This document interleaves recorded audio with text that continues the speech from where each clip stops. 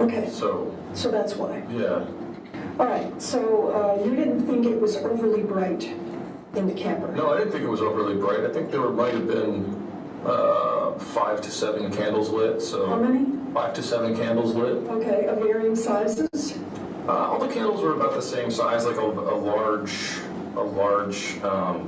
Like a Yankee candle? Candle, yeah. Like, so you're Yeah, gesturing, about, whatever. well, to me it looks like about, 7, 8 how many, inches. you're saying about 7 or 8 inches tall? Yes. And what's the diameter? Possibly like a 4-inch diameter. Okay, so 7 or 8 of those large candles. Right. Yeah. And what happened? After her telling me to turn the fucking candles off, and I said, it's not that bright, like, you could always just roll over. She got up and ran at me and grabbed one of the candles, and it was like all I could do to like grab the lid of it and like put it on top of it, and she like pulled it away and started swinging it at me and hitting me with it. Where? She hit me in like my neck and head, and in my arms. I was like blocking. I think she might have like hit me in the chest. But I like wrestled the candle away from her, like put it back on the counter, and then there was like a flurry of punches and kicks. That she started punching and kicking me, and Where? in my shoulders and arms, my forearms.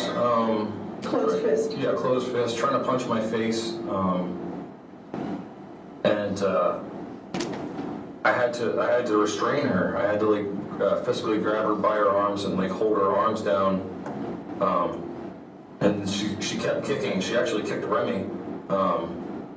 And I like sort of turned myself sideways, and I like pushed her back to the side of the bed, and I told her that that we're not your punching bags, and You said what? I told her that we weren't her punching bags. We weren't. She kicked Remy, and she was kicking me and punching me. And I pushed her back, and I told Remy, I was like, "Yo, we're gonna take a walk." So I've asked you this question before. When she hit you with the candle, did it hurt you? Yeah, I don't know what that thing weighs. Probably like 2 pounds or something. It's a heavy candle, and it hurt. And after you took the candle from her, you just told us that she continued to hit you and kick you. And did that hurt? Yes, she hits hard. And then you restrained her arms and pushed her to the side of the bed. I did. I held her arms down, and I like turned my hip sideways. She'd kick me in the groin, so I was not trying to have that happen again. So I turned sideways and sort of like just sidestepped and like pushed her back, and I said, "All right, like, we're not your punching bags here. Like, I'm like, no more hitting." And I said, "You're gonna stay on your side. I'm gonna stay on my side." And then I I looked at Remy and I was like, "You know what? Let's just go outside." And so I grabbed a couple things. I grabbed the Glock. I grabbed Remy's leash, and leashed Remy up, and we went outside. And when you went outside, what was Emily doing? I don't know. I told her. Let me rephrase that question. You said you pushed her to the side of the bed and told her what you've already described to us. I said, "You stay on your side," and I'll say. Did she do anything after that? I don't know. I went outside. Did she stay on the bed? When you left, was she on the bed? She was like leaning against the bed when I left, and I grabbed my stuff, took off outside, and on the way out, I said, "You know what? Like, just wherever you want. Like, just be wherever you want. Like, I'm stepping out." Yeah, Remington and I stepped outside, and she. When I say she, I'm talking about Remington. Went and did her business. So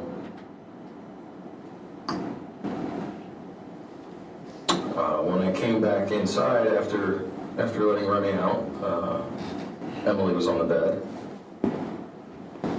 and what did you do?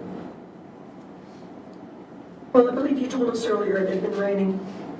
Yes, it was actually, yes. It was raining outside, so when I came back in, Remington and I were wet, so I grabbed a towel and dried Remy off and dried myself off. And I came back in. And where was Emily?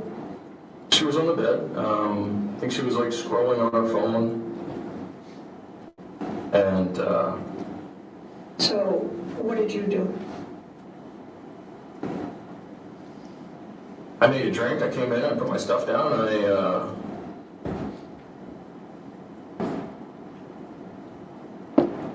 I came in, made myself a drink, and had some more smoke. Asked her if she was up for talking about why exactly she had a fit about the candlelight.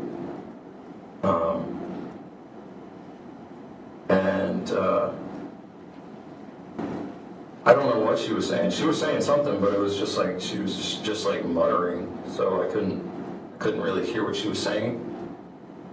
Okay, then what happened?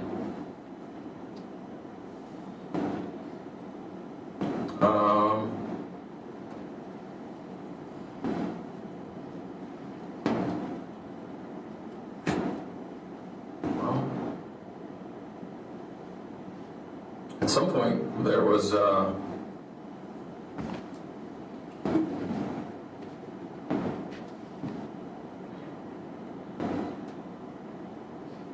I just need a minute.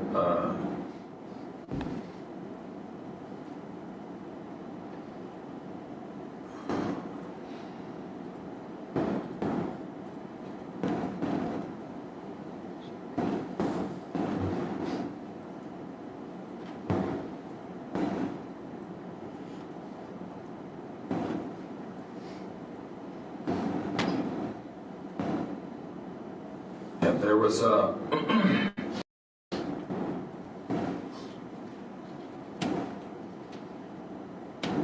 yeah, there was some muttering from her, and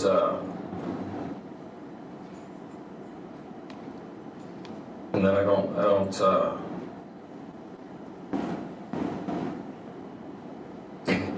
After there was muttering from her, what do you remember doing next? You.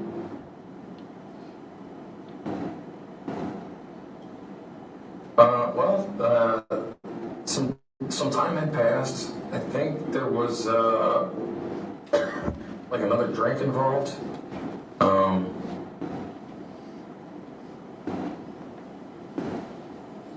And then at some point, I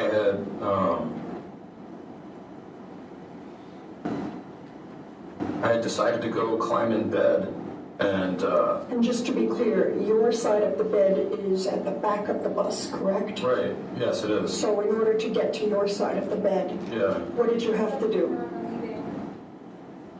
What did you have to do? Yeah, to get into the bed. So, to give you an idea, like the bed it's very high.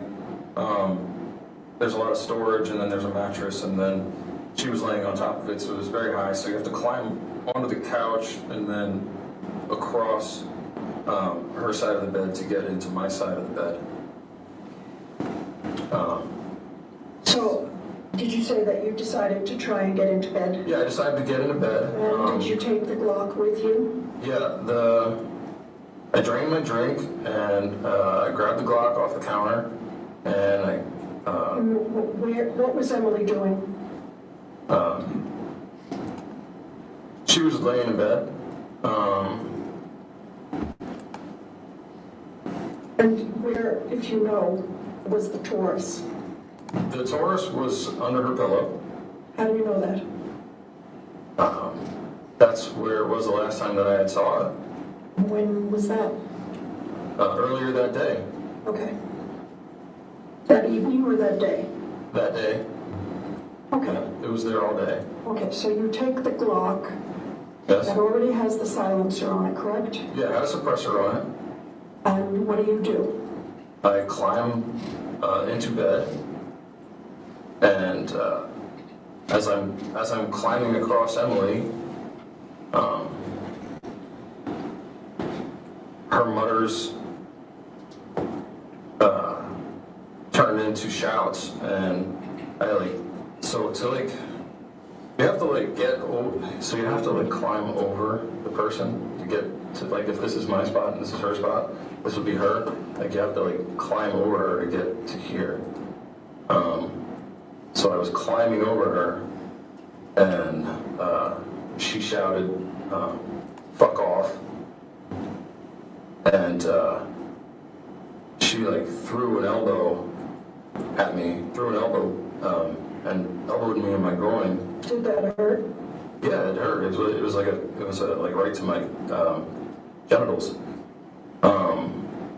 Did you say anything when she said fuck off? I didn't say anything when she said fuck off. I got hit in the groin, and I said, no more hitting. And so we had a bunch of throw pillows that we lined around the bed, the top of the bed where we slept. So one of the throw pillows was right there, and I swatted her with the throw pillow, and I said, stop hitting. And that's when it happened. What happened?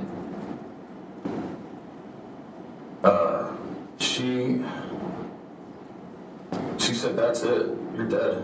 And she threw her arm under her pillow, and she pulls her hand out with the Taurus.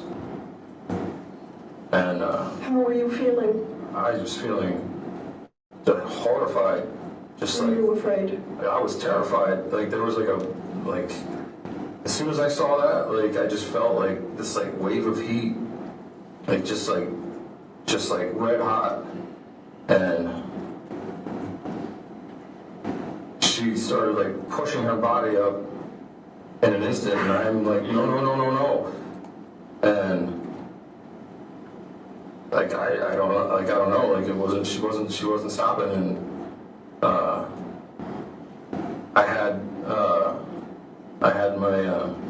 I was holding my Glock, and she started just coming up at me, and I just fired. Why? She was gonna shoot me. And you were afraid? Very.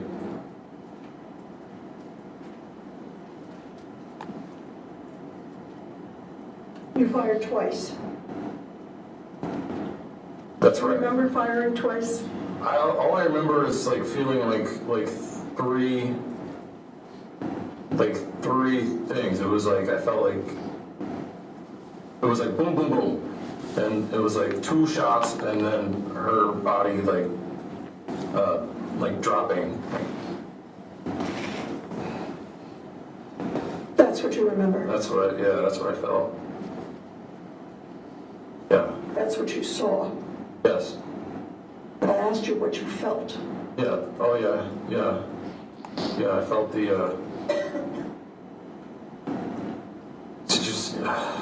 just horrified. And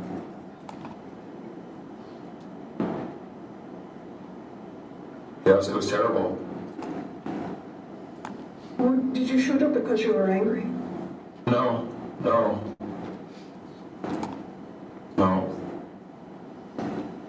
It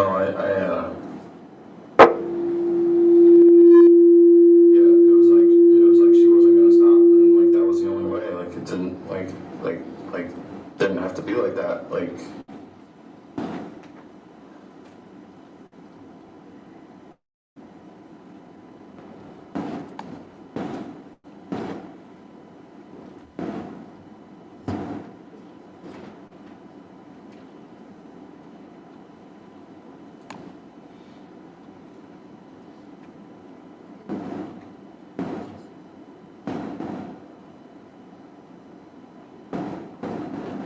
I'm giving my witness time to recover. He's having some difficulty.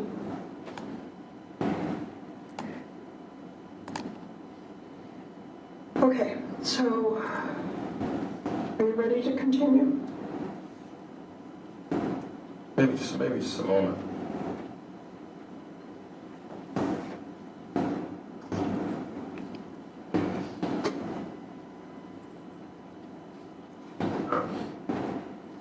So, Joseph,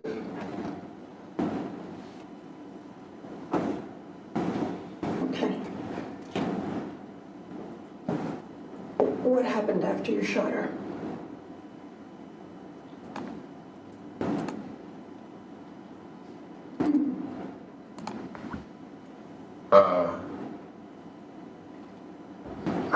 I yelled at her, like, I said, "Are you fucking kidding?" And like, why the hell would you do that? Did you know she was dead? I picked her up.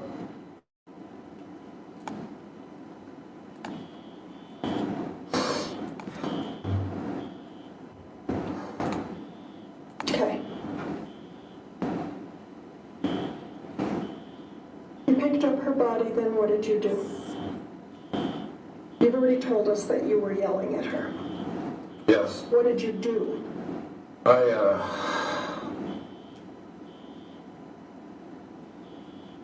shook her.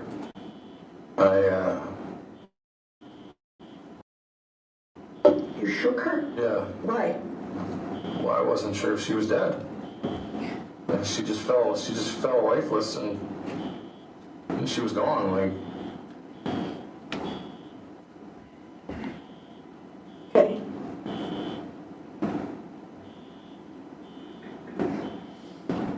What did you do after you shook her? It confirmed in your mind that she was dead. Is that what you're telling us? yes. And what did you do?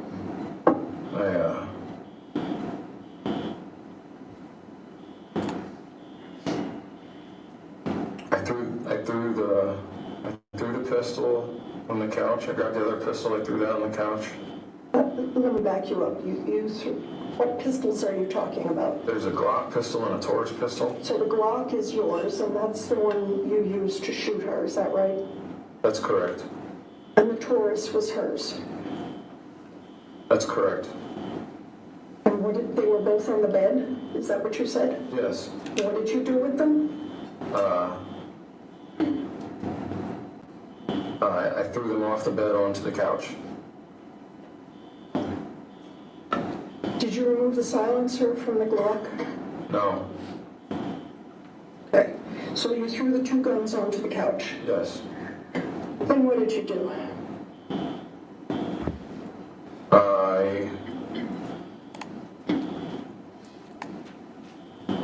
I slid off the couch and I slid off the bed, and I was really, I remember like touching her hair and touching her back and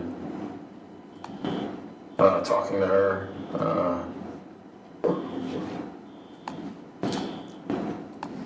And I was.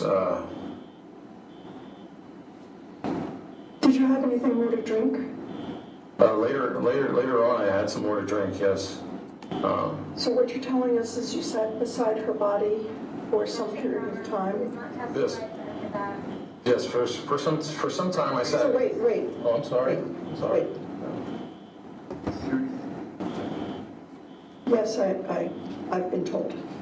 So what did you? Oh, okay. Sorry. Well, we're just setting some foundational things, Judge. I'm sorry. I'm having a hard time. So. Without my putting words into your mouth, what did you do next? I sat with her body, and I touched her hair. I touched her back, and I talked to her. And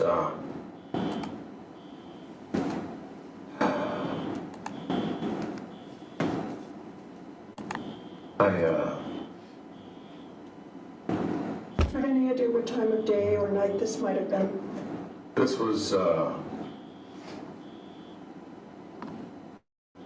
was probably after 2 a.m., which would be Saturday morning.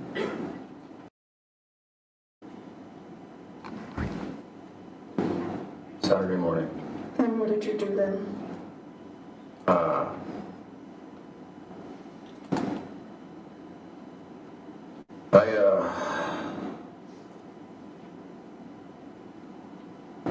At some point I lifted her up again and I was inspecting her, and I just saw like a lot of blood like coming out of her head, and I was like, oh my god, like, so I went and I had some plastic bags, so I went and opened a plastic bag and I put it under her head so she would, I didn't know how much blood was going to come out, so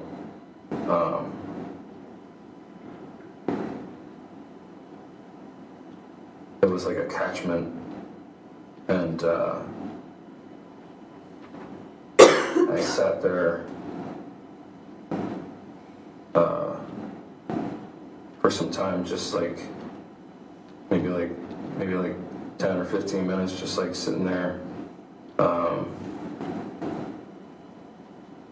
and there was I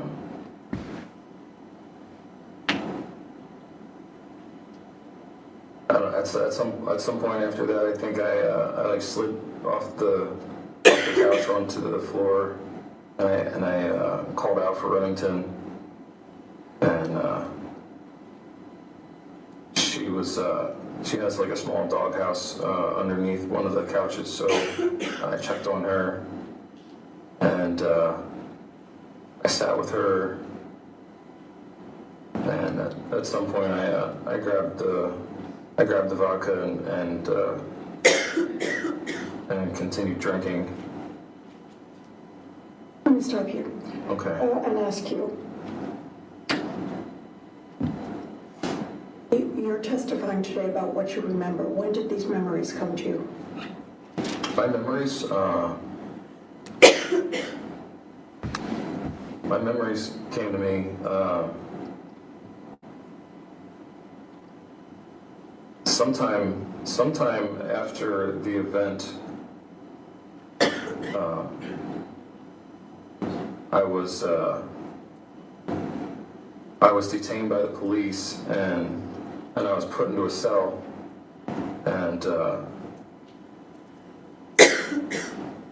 I want to say it was like at some point, maybe like, I'm estimating, like a week or 2 weeks, probably closer to 2 weeks later, after being in the cell. I don't know, like I had an experience. I know this is going to sound strange, but I had an experience. I don't know if anyone's ever like been on a merry-go-round, where you're on it and everything's just spinning, but that's what I was experiencing. It just felt like everything was spinning, and then the ride finally came to like a stop, and then there was like a bit of clarity where like there wasn't as much like distortion. So what you're telling us today about what you did after you shot Emily, are those memories that came back to you later on? And Judge, another leading question. When did those, what you just told us was a couple of... Yeah, it was a couple of weeks. I was having flashbacks. I finally started to. I felt very separated. And what I mean by that is like I feel like my mind and my body were on two different planets, and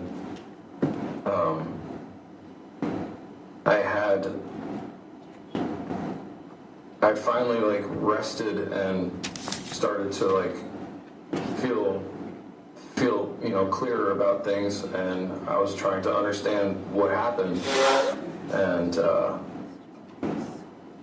trying to put the pieces back together, and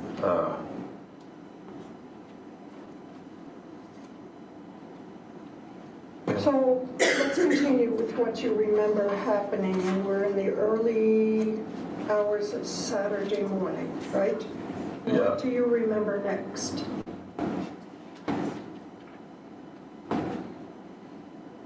Early Saturday morning,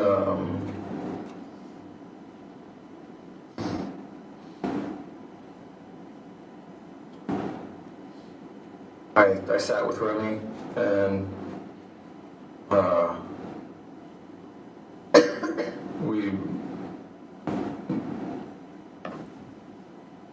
we mourned together, and we were just like so scared and confused, and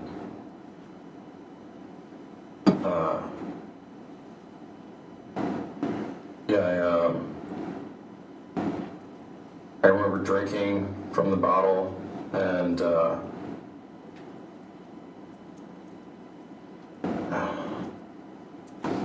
then I remember the sun coming up, and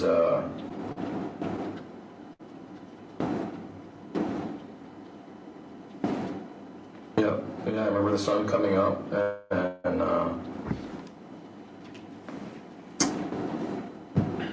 and then at some point I made the call to get some coffee together. So So you remember making coffee? Yep. I remember it being sun up, and I remember making some coffee. I had a French press and some coffee grounds, and made some coffee.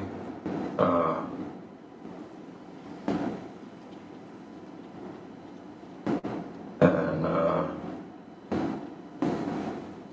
took Remington out.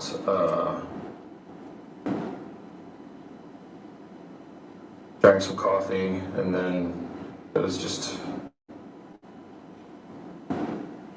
I don't know, like I was just like, I was really shook. So I was having a hard time focusing, I just remember like my mind was like working in loop or something. Like I just kept seeing it happen over and over. It was terrible. Are you telling us that you saw yourself shooting Emily? No. Wait until the judge rules. Oh, sorry. No, I just remember,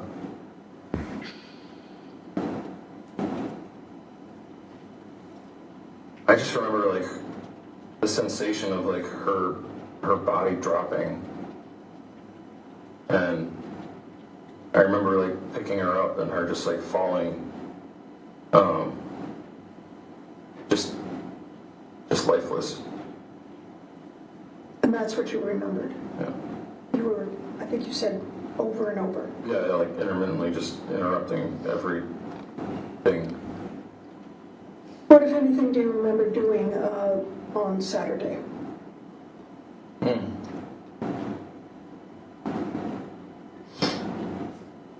On Saturday,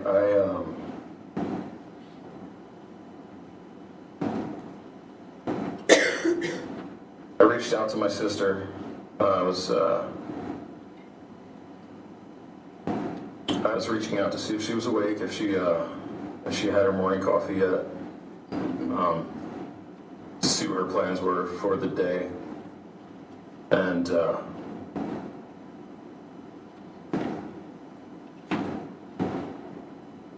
I don't know if she asked me or if I asked her about eating, because the next thing I remember is we went to eat some breakfast. You remember that? I have like a couple flashes of like getting in her car, somebody's car, Ariel's car, I don't know whose car. I remember getting in their car. I remember like being at the restaurant. I don't really remember specifics. Do you remember telling her anything about where Emily was? Yeah, yes, okay, yeah, I do remember she asked, is Emily joining us? And I lied and told her that Emily was still sleeping. Why did you lie? We talked about how their trip was for their vacation, and that she didn't want us to bring our drama to their vacation. So I didn't want to dump that on her. So your testimony is that you didn't tell her that you shot Emily because you were honoring her request not to bring drama? Yes. Yes, I didn't want to bring the drama to her vacation. Okay. What else did you do on Saturday that you can now remember? I think we're now at the place that the jury asked us to stop.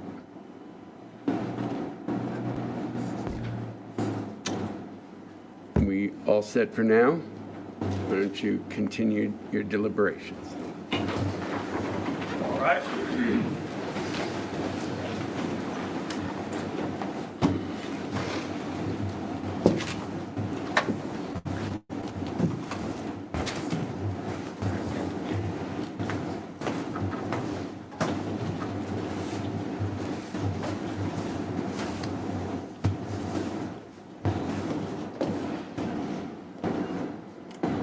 So it appears the mics at council table and that the court weren't really working, which I'm just finding out about now. Hopefully, if they're louder, they'll be able to be heard, but I don't know what that was about. In any event, we'll see if they have any other questions or how deliberations go. Anything further to address? Okay, thank you, folks.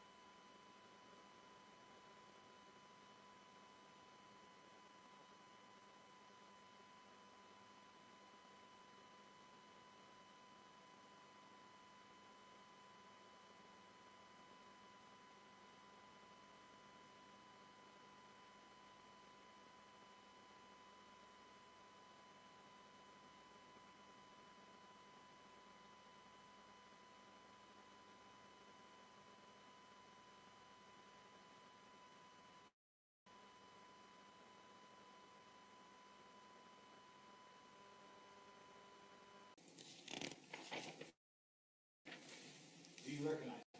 I do. What are they? These are some of the photographs from the autopsy of Amari. And are these fair and accurate representations of Amari's body as you viewed it when you did the autopsy? They are. Your Honor, this time the state moves to introduce into evidence, tendering the evidence states 175 through 184, 186 to 193, 195 to 210, 212, 213, 215, 216, and 218 through 226. What was the last one? It was around 218 through 226. previously seen Judge Welch. Admitted without objection. And may I publish these exhibits, Your Honor? You may.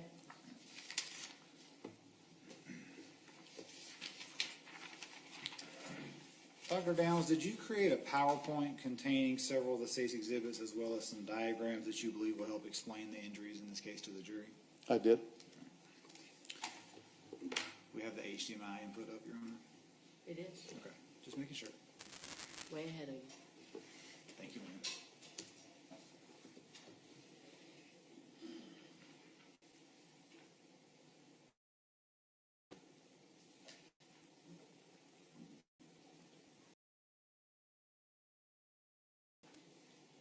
Okay. What information is contained on this slide, Dr. Downs? The case number up at the top, 21G2057, Amari Hall. Her date of birth, 10/30/13. Date of death, that's the date that she was pronounced, not the actual date that she died, was November 23rd of 21, and pronounced at a little before 1 p.m. I did my exam the next day, a little before 11:30 in the morning on the 24th, and cause of death, multiple blunt force injuries, other significant conditions. Those are things that aren't reflected in the cause, but are also important in her death. And those other conditions were battered child syndrome, malnutrition, and the manner of death, homicide. Can you define battered child syndrome for the jury? That is a description to describe multiple wounds in multiple locations in multiple stages of healing. That is a child who has been abused with injuries in multiple different areas that happened at different times, so different episodes. And they're in multiple stages of healing in multiple different areas on the body. What is a blunt force injury? So there's several different big categories. A gunshot wound is a type of injury. A fire injury, a thermal injury is a type of injury. Blunt force is by a blunt, a non-edged weapon. So a sharp force injury would be like a knife, glass, something like that. Blunt force would be like a baseball bat, a brick, any broad, flat surface. Doesn't necessarily have to be broad, but a flat surface. And there are three types of wounds that happen. There is a bruise, medically we call that a contusion, but it's the same thing. An abrasion, that's like when you fall on the sidewalk and skin your knee, that would be an abrasion.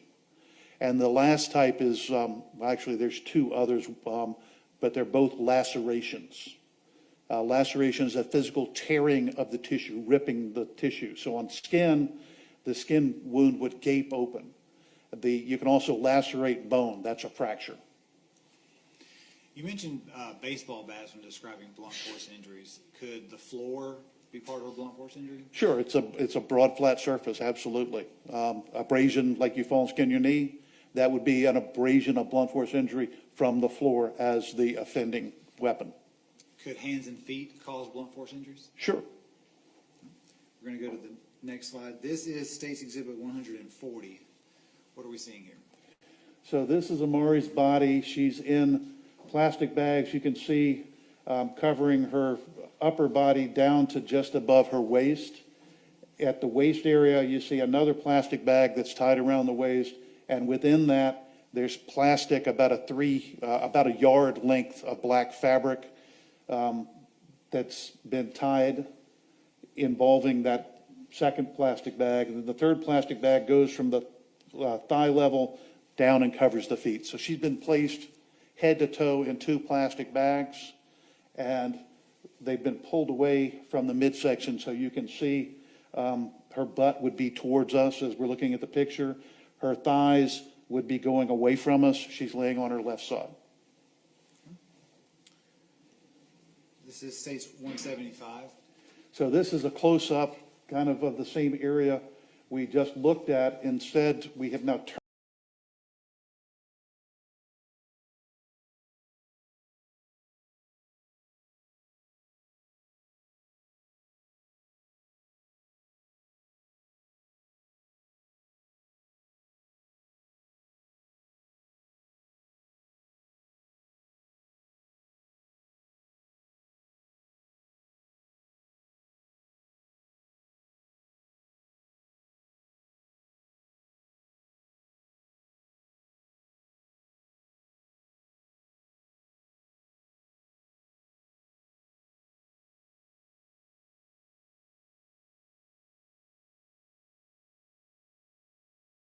we want to document what's there, what we see. The fact that somebody has been, the body has been disposed of within plastic bags, that's a purposeful act. That didn't just inadvertently happen. She was placed inside these bags. The fact that this is knotted, this third bag is knotted and tied around, and the black fabric is also knotted together, that took time and effort and thought. That didn't just happen. Okay. Moving to State's Exhibit 176. So now the bags have been pulled away. You can see down here toward her feet area. And the notable thing to me here is we've got some scabbing here, so older injury on the ankle, the outside of the left ankle. In addition, there's a linear mark here, and you can see a finger linear mark here. Those are consistent with binding, like somebody tying her legs together. And since it's old, it's healing. This didn't happen around the time of death. This happened before. Now, there may also have been other tying around the time of death, but this is fresher or older than that. Are you able to say how old it is or not? Not really. It's not that precise. I can only see that I see evidence of healing here. I see scabbing. I see red margins. Those are all signs of body reacting. So it happened earlier. May have been multiple episodes, but there's definitely one here, and then this may be fresher over the same area. This is State's 177. And we see an abrasion here, again, rubbing of the superficial skin surface.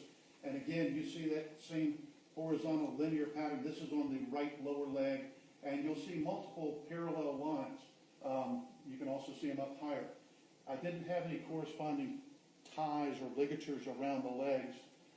This looks like it's scabbing, so again, this is an older injury. This wasn't when she died. This happened days before. It wasn't right around the time she died. This is not that same day. You said ligature. Is that just like a rope or some of the other Yeah, things? a tie. So anytime I use that word ligature, and I apologize for the verbiage, it's kind of how we talk about stuff. So if I can, I'll just refer to like a rope or something. So that may be easier. Well, you can say ligature now. That's Okay. what it means. Yeah. Okay.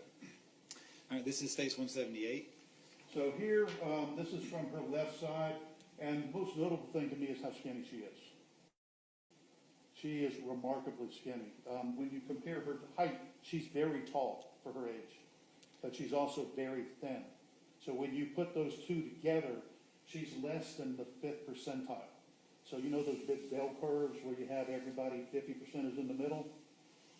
She's way over beyond the margin, beyond the curve, past 2 standard deviations. So she's unusually skinny. You can see her ribs sticking out. You can see how narrow her waist is. This child's been malnourished, hasn't gotten sufficient food. Beyond that, then I start looking, and I'll just start at the head. I see some dark discoloration around the eye. I see some open defects. There's a dark discoloration here on the chin. In addition, there's a healing laceration on the underside of the jaw. And you'll just notice as you go down, multiple, the lighter tan, pink, those are areas where the skin surface has gone away. And once you get past the very superficial surface layer of skin, all the pigment cells are in that layer. So once that is abraded away, once that skin surface is away, everybody has that same color as the subcutaneous, underneath the superficial layer of the skin. And you can see, again, just going down, multiple different wounds, abrasions, some excoriations, which is a different type of abrasion. Again, the skin surface is gone. A deeper healing wound here on the left wrist, a very large grouping of abrasions here on the left thigh. You can see some stuff going on in the abdomen and some stuff over on the other arm. Moving to State's Exhibit 179. So this is the same general area, but you can see better here. This mark on the belly we'll come back to. And if you look, you'll start to see what look like maybe some bumps over here on the side of the chest, some darker areas of skin that I can't do a whole lot with. I want to look at that when I get the skin surface off. So that's what I'm focusing on in this picture, just the darker areas to try to determine, okay, what is this that I'm looking at? And I also have to remember that she's been out in the woods for a while. So one of the things I have to think about when I'm doing my exam, is this a real injury? Or is this from animals coming after the fact and eating on the remains? I have to be cognizant of that. I do know that there was a 5 or 6 inch hole in that bag around her face that gave animals access to her face. So I know there's facial stuff that's artifact. This is states 180. This is on the right arm, and you see an older scarred injury, linear. That could be from something like what I'm holding in my hand, hitting the upper arm and causing a wound that's scabbed and healed as a scar. And then the other stuff down below that we already looked at. This is states 181. And this is a closer up of that area on the left back of the forearm. You can see here where you've got an abrasion or an excoriation here. You've got the same thing here, but this is healing. The edges you see are kind of a different color, and they're a little heaped up. So these are healing wounds here, some healing here. This is healing. And then you've got some scabbing here and some blistering here that's non-specific. I can't really do anything with that blistering. This is states 182. This is down now on the left hand and left forearm near the hand. You can see a healing erosion, ulceration on the back of the left forearm and some scarring on the back of the hand. States 183. This is on the left upper arm. Now we looked before on the outside. This is on the inside, and you see a linear, what looks to be an abrasion. It could be a healing abrasion there on the arm, and also some darker discoloration closer to the elbow, and then some likely artifact down there at the elbow crease. States 184. This is I believe the inside of that left forearm. Again, some blistering. I can't do a whole lot with that. Some scabbing and healing here, scabbing and healing, and then this we didn't see before at all, scabbing and healing here. So all of these, again, older injuries. This isn't what happened the day that she died. This is earlier, there's scabbing. When you say you can't do a lot with the blistering, what do you mean? You can't determine where it came from or what? I don't want to overcall something. Okay, I want to tell you what I can see as a forensic pathologist. But I also don't want to tell you this is a wound and it's not be a wound. So there are some things that I'm going to say, I don't know, because I don't. And I don't want to give you the false impression that I have all the answers. This child has so many different injuries and artifact. Artifact is something that looks like it could be an injury, but it really is not. I don't want to mislead you and tell you these artifacts are real injuries. They're not. So if I can't tell you, I'm going to say I can't say. They could be, they could not be. There are stuff that clearly is artifact. And if I can tell you that, I will. Thank you, sir.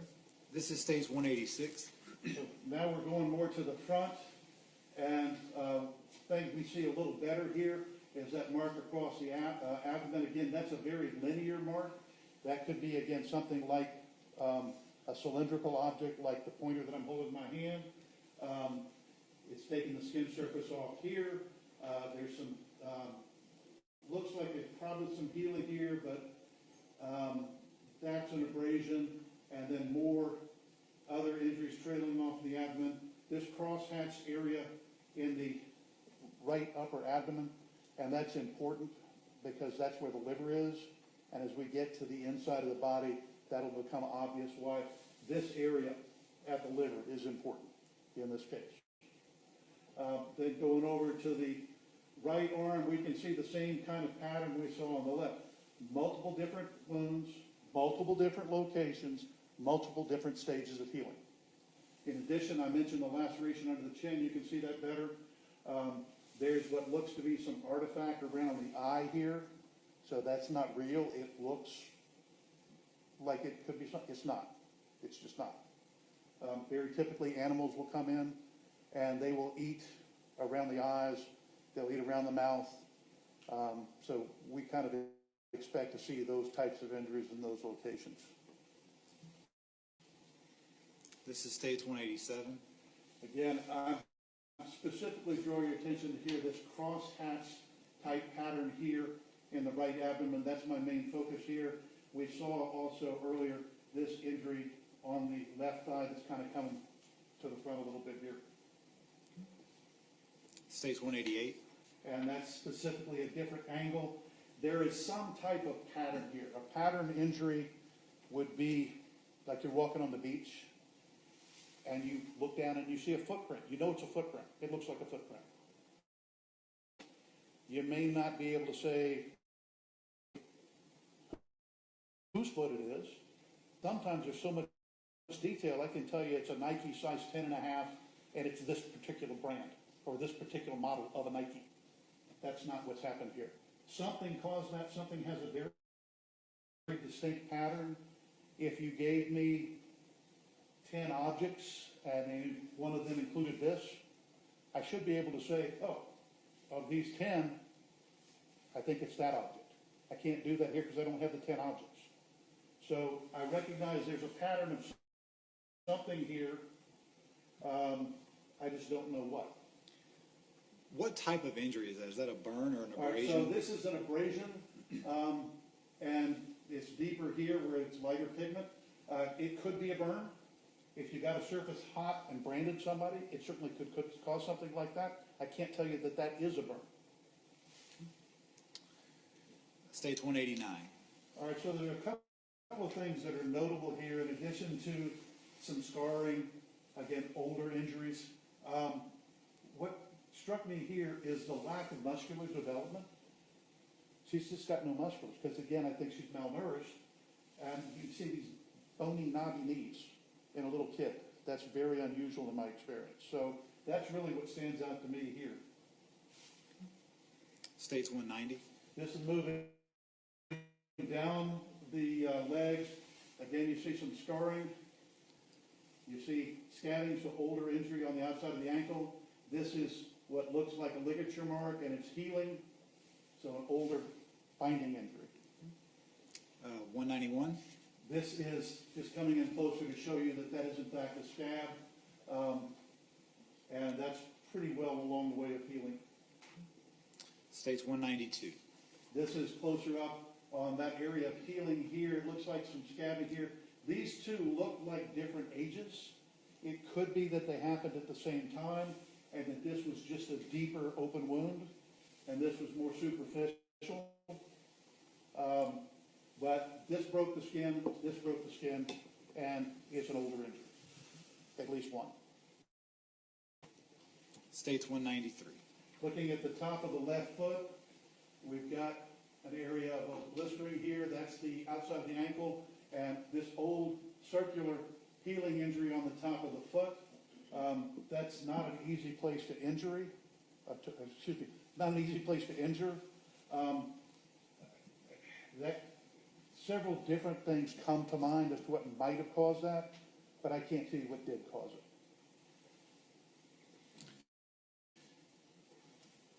This is States 195.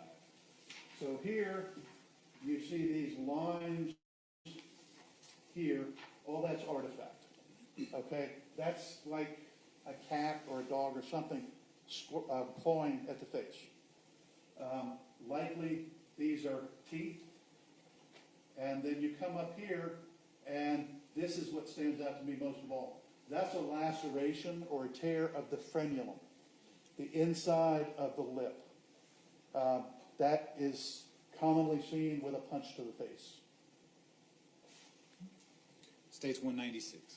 So now we're looking at the lower lip, and again, you see this stuff that's artifact, but in the middle of the lower lip is a very large laceration. And that is not artifact. It could be that something is eating at a prior injury, but to go to that location, in my experience, would be unusual. So I believe there's an existing injury at that site as well. Meaning it would be unusual for an animal to get into that area of the body, is that what you mean? Animals are lazy. They're going to go where the food is readily available. That's why they go to the eyes and the mouth. Because when we die, we leak blood, which is attractive for animals to eat.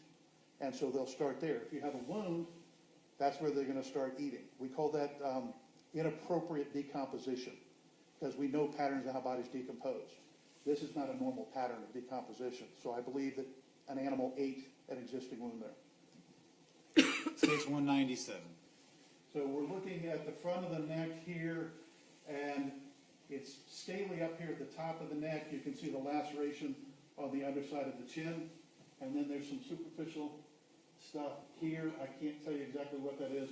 And then you see the pale scars. States 198. This is the left side of the neck. You can see the darker discoloration here. Sometimes it's hard to tell externally if there's an injury there or not. There's not any specific injury here. But the scaly skin surface is what draws my attention. I'm also looking to see ears. Ears are common areas that are injured in child abuse cases. People will grab the ear, pop the ear. So we always look at the ears to see if there's anything there, and you can see a little abrasion there. States 199. Looking and now at the right side of the head, and there's injuries here to the outside of the right ear. There's also some you see later to the other side. And that's the main purpose here, as well as this linear mark on the neck. Now that is something. That is not a pattern of discoloration or something. There is an existing injury there.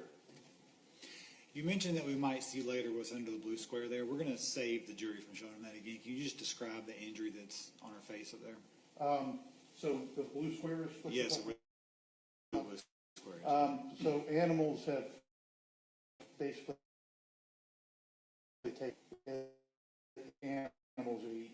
So same thing here, and I'm coming down, now I'm looking at the sides, because one of the things about interpreting injuries is I want to do a three-dimensional look at things. We live in a three-dimensional world, so bodies are three-dimensional. So even though it's a similar picture, it's indifferent. And the difference is important because bodies are not flat. So I have to look at this in the context of, okay, I've got the rib margin here, and I couldn't really appreciate that the other way, how sunken this is. So it allows me to do that. It also gives me a look at how skinny her belly is. And I'm looking better at the right side here. I'm also looking down here at the right leg, and a different mark, different pattern on the right arm. Again, you start seeing now, you've seen several of these before, that horizontal linear pattern with an erosion that's healing. Again, around the forearm. This looks like a ligature, a binding injury. You've got some other stuff here that's higher up. That could be binding. It could also be with a rod-like object that's broken the skin. This has some healing associated with it. Scarring here, so different time window here, and then vertical. All right, so this is an object that hits and then changes direction. So that's not one, unless you've got some weird object that has these four lines. That's four different blows at a prior time. States 201. So now I'm looking at specifically at the thighs, and again, what draws my attention here is her lack of muscle development. It's striking to me. Here, I've got some abrasions, but I also noticed that for the most part, her legs are spared. That's important to me because in interpreting injuries, why would somebody's arms be involved and her legs be spared? And there's something that we call defensive injuries, where a subject that is being attacked tries to ward off blows. And there's basically only two things you can do. You can cover either side of your arm, could be the surface to your assailant, or you can try to punch back, which is going to be really hard for a weaker subject to do against a stronger assailant. States 202. Moving down, again, to remind you of these marks on the lower legs, and they're on both sides. And I mentioned just now defensive injuries and why you might only have them on the upper extremities. If your legs are bound, they're not going to be a good weapon to fend off blows with, leaving only your arms free to potentially fight off blows.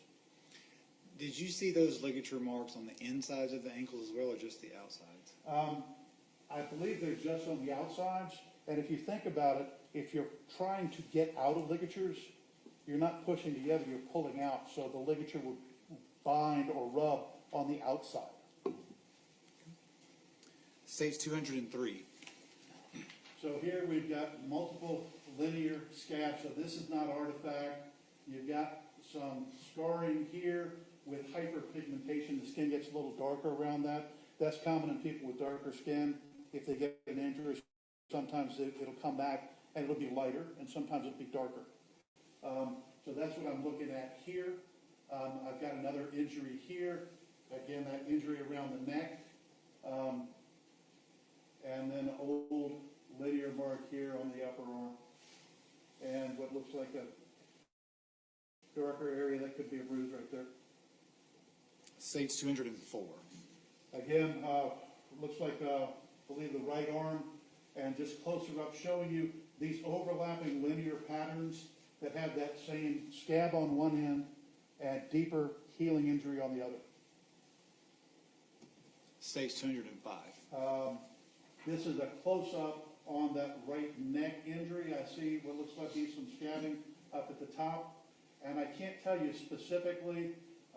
That could be something around the neck, a ligature around the neck, but it doesn't go all the way around. It could also be a blow with, again, a cylindrical object like this. That's just so non-specific, I can't tell you what caused it, but something caused it. Some injury caused that at a prior time. States 206. Looking, I believe we're down to the legs now, and area around the knee. Again, the same pattern we've seen over and over again. Scabbing with a deeper healing injury associated with one end of that. Linear, generally speaking. States 207. Looks like a healing injury here, and then multiple areas of scarring on the palm, and looks like a braided area here, closer to the thumb. So palm injuries. Typically when you fall, we have a reflex called the parachute reflex. When you fall, your hands go out to protect you. So that could be from that process, or they could be specific inflicted injuries to the palm. I can't tell you which. States 208. This is showing now more to the lower right side of the abdomen. Again, the same type of pattern. So it looks like we're seeing that same linear mark, deeper on one edge, healing on the other, as though you were hitting with a rod, and it goes deeper on one edge, and then where there's less contact with the skin surface, that's the scab part. So the deeper part is actually ulcerating the skin. States 209. Broader abrasion, non-specific, that could be anything. It could be from the rug on the floor as the child's going down, and then multiple smaller that I can't tell you what caused those. States 210. I told you we'd come back to the right ear. This is the right ear. You can see an area of erosion here, abrasion behind the right ear, and then deeper closer to the bottom. States 212.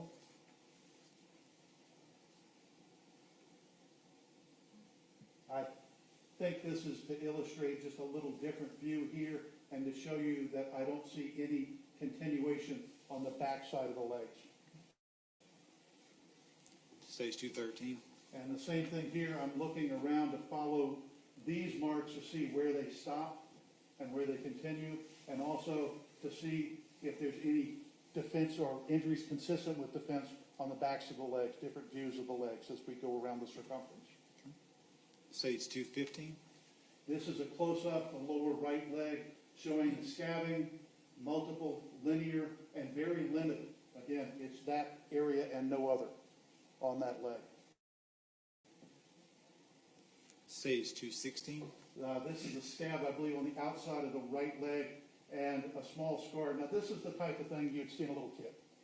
Little kids, I've had 4 of them, they fall down. They get boo-boos.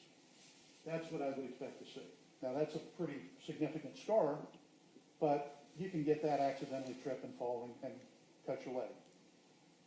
We've seen a few photos now that have the ruler in there. What's the purpose of measuring the injuries? So that's a standard ruler. It's called an ADFO number 2 ruler. It is a standard ruler used worldwide. It's got these quarter-size circles here, so you know what plane the ruler is in, and it's very specific. You've got 1 centimeter gray, so you know, I believe that's 18% gray, so we know what the contrast is in the picture, and then 1 centimeter black and white alternating with millimeter gradations, and just because I have a hard time keeping it in my brain, a centimeter or 2.5 centimeters is an inch. Okay? So if we go to 3.5 or 2.5 centimeters, that's 1 inch. That gives us an idea between here and here, and here and here. That's about 2 inches.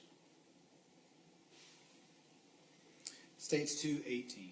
And also, I should mention the, if you go back Yes, just for a sir. second, I forgot to mention. So you'll also see, we'll have that number with the case number in the pictures. This is the ruler that we use as we go around and take all these pictures. We put the ruler in there so we know it's this case. All right, back to 218. Again, we're looking again around the legs. I'm also looking at the feet, and we mentioned the scar on the left. We've got one on the right in a very similar area. I really don't know what to make of that.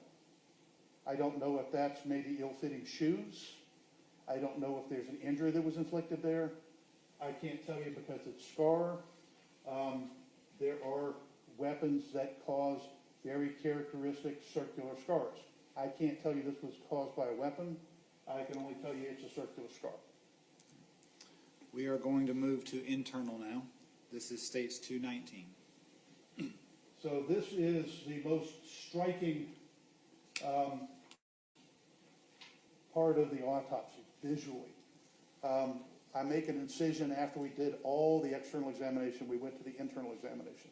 I make an incision in the belly, and immediately, this is the belly. The pubic bone would be down here. The edge of the rib cage would be up here on both sides. In fact, you can see it right here. That's the left rib cage going up. The liver, and there's all of this blood in the belly. That doesn't belong there. Blood should be inside blood vessels. And this is not only liquid blood, there's blood clot inside the belly. So now I know there is a significant injury inside the body. And then we've you can added, see- added stage 220 to the Sorry. front. So over here, that's the blood that's here. I pulled it out and I quantified it at 120 milliliters, about 4 ounces. Stage 221. All right, this is the right lung, and there's bruising to the right lung at the point of attachment. So there was significant blunt force injury to the chest, sufficient to cause bruising of the right lung deep inside the body, right at the midline. That is a very significant force. Could being squeezed between 2 hard objects cause that kind of injury? I would say it's possible. I would prefer some type of forceful motion, for instance, being thrown against something, because basically all of the organs inside the chest are free floating. They're attached at the top at the airway and attached at the bottom with blood vessels and go to the liver.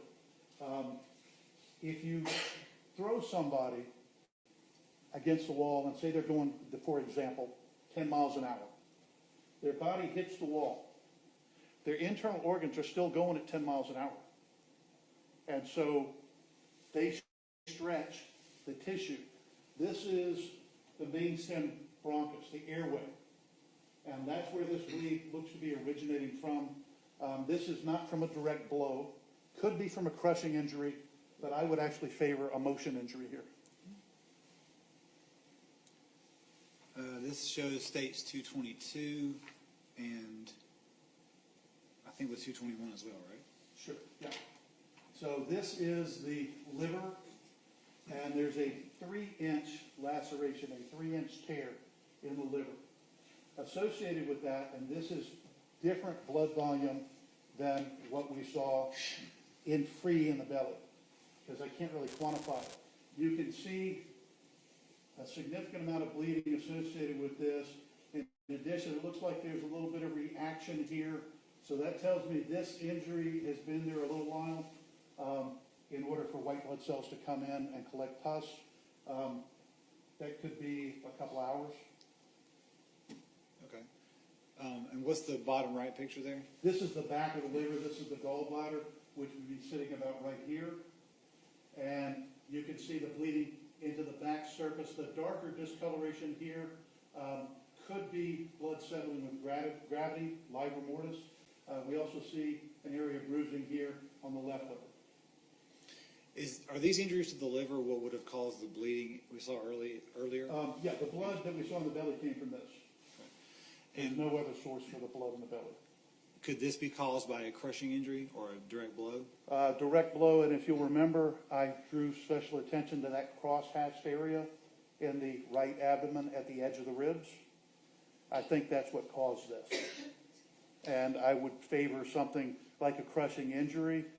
Given that you have that crosshatch pattern, I would say it could be a footwear, a shoe, a boot, could be a foot, and we just have a secondary injury over the top of that.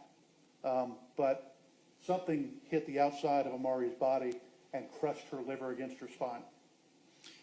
Could this injury have been caused if the child was laying on the floor and was stomped on? Yes, that would be an easy explanation for it. That would make sense.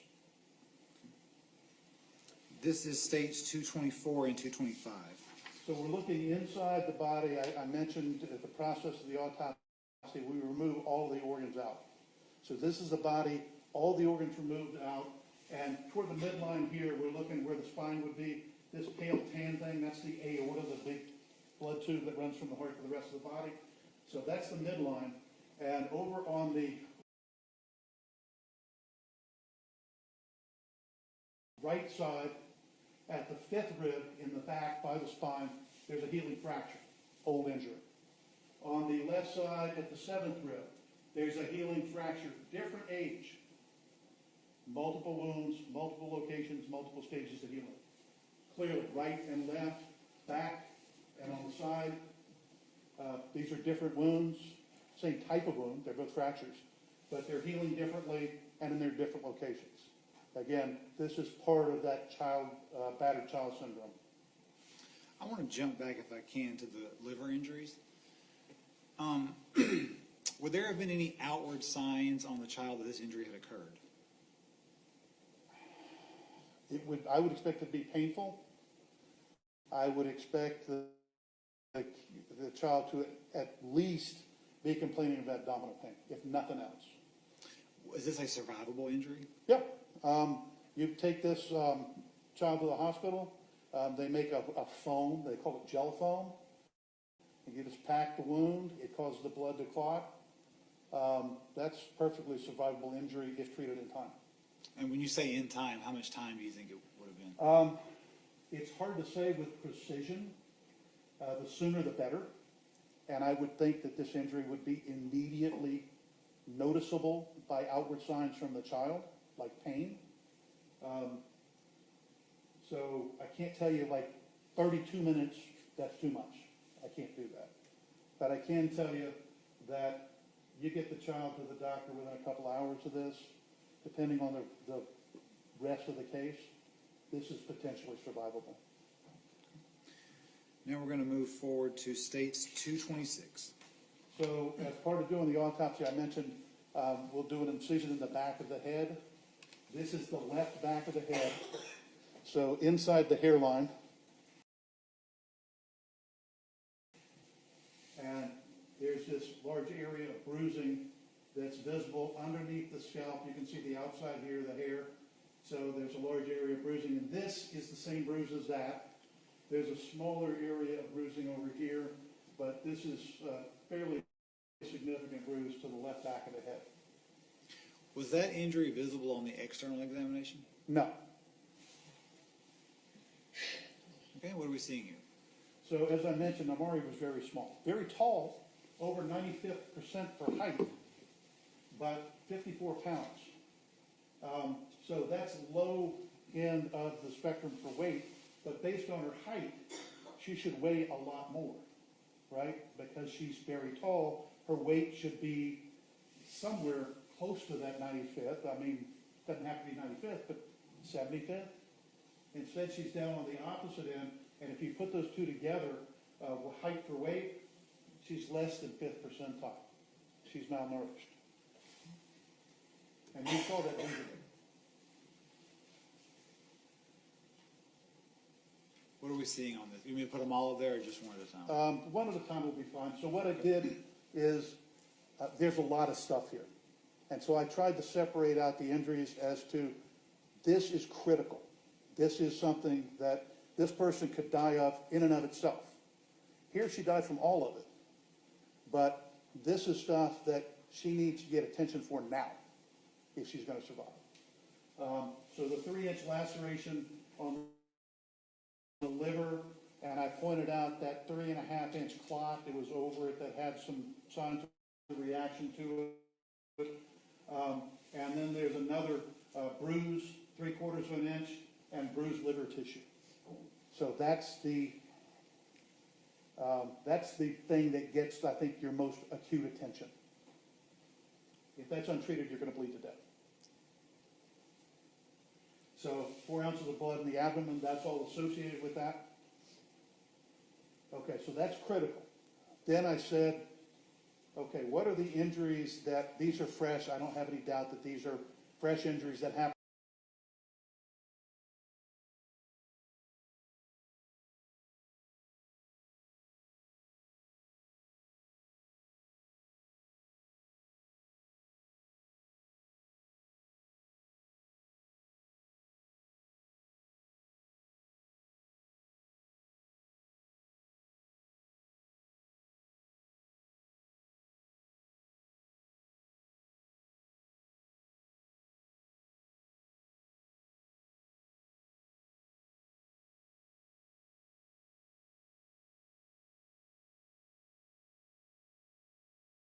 One-inch group of abrasions neck to the vagina.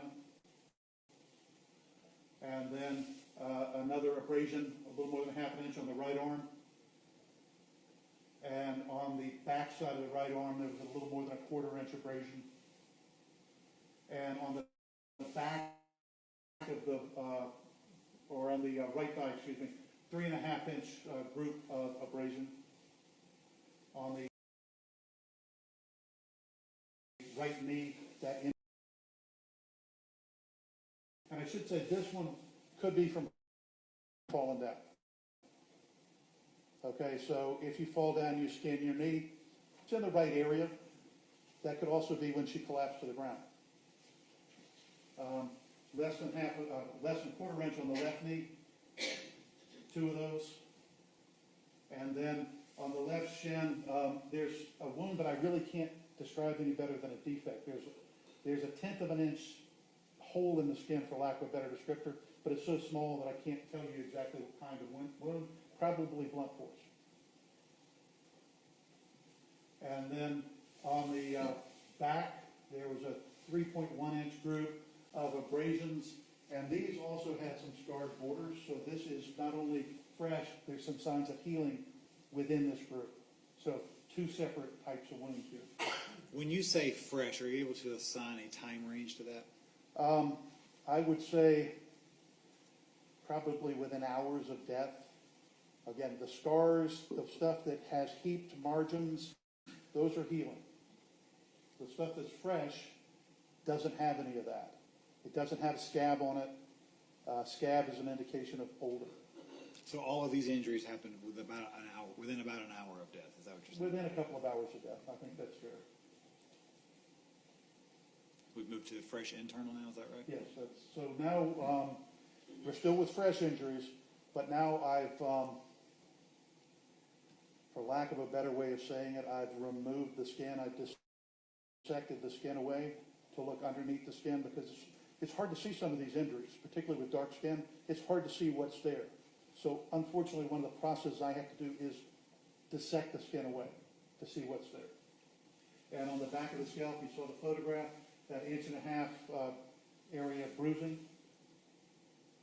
And the temporalis muscle, that's the muscle right here in front of your ear that kind of fans out, and there's bleeding into that muscle. The right side of the chest has a 2-inch bruise. Left side has an 1.5 inch bruise. On the outside of the lung, we saw the photograph of that 1-inch bruise that was on the inside of the right upper lung. And surface bruise on the lung surface. Didn't see where that one came in, sir. Right pectoral, I think. Here? Yes. Okay, so 2.5 inch a bruising around the heart. So significant blunt force there. And the thing about that is that you could argue that I could have put that with critical injuries, because if you remember, I think it was last year, the NFL player that got hit in the chest and stood up and then collapsed to the ground. That's called commotio cordis. Fancy way of saying you took a blow to the heart at just the wrong moment in the electrical cycle, and it caused basically an electrical heart attack. So I could easily have put that there, but I think the liver injury in this case is probably more significant. But that's not to say this isn't significant. And over on the right side, the adrenal gland sits right underneath the liver. I mean, literally right against the liver and the right kidney. And there's a 2-inch bruise there. So that trauma, again, it's deep. It's on the front of the liver. You saw the laceration. It's also on the back of the liver. So this is a, for lack of a better way of saying it, full thickness injury of the body at that site. The pancreas is, if the liver sits here, the pancreas is right below that and runs from the liver over to the spleen. And the pancreas had a 2-inch bruise, again, right below. So not only is this front to back full thickness, it's now going over toward the other side. A large area was involved. The right, sorry, typo, that should be buttocks. There's a bruise there as well. A 1-inch bruise underneath the skin of the right knee. On the back of the outside of the right calf, a 1-inch bruise. 1.25 inch on the left upper back bruise. 3/4 inch behind the left elbow. 2-inch bruise on the inside of the right knee. And again, the blood in the abdomen, we've already talked about that. That's repetitive from the others, just so you're aware. Okay, and then I said there's stuff I just don't know. And I think you can just run through these, because I really don't know the upper inner lip, the lower lip. All of these are the same thing. There's discolorations there. I can't tell you definitively that these are all injuries. I can't tell you that they're not injuries. I don't know. And then there's old injuries externally.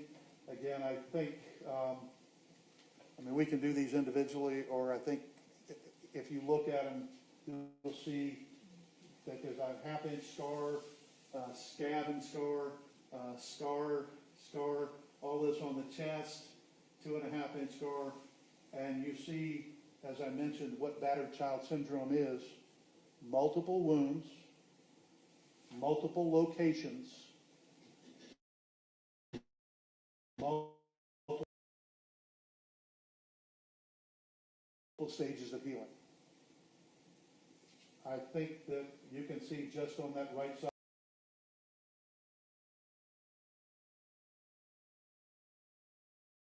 of the body so far, this clearly fits the bill. That clearly fits the definition. Now you're going to see the left side of the body. the same level of old wounds. Multiple wounds, multiple locations, multiple stages of healing. And the 2 rib fractures, right 5 in the back, left 7 on the side. And then the bleeding, there was also bleeding to the stomach area and a healing bruise at that location.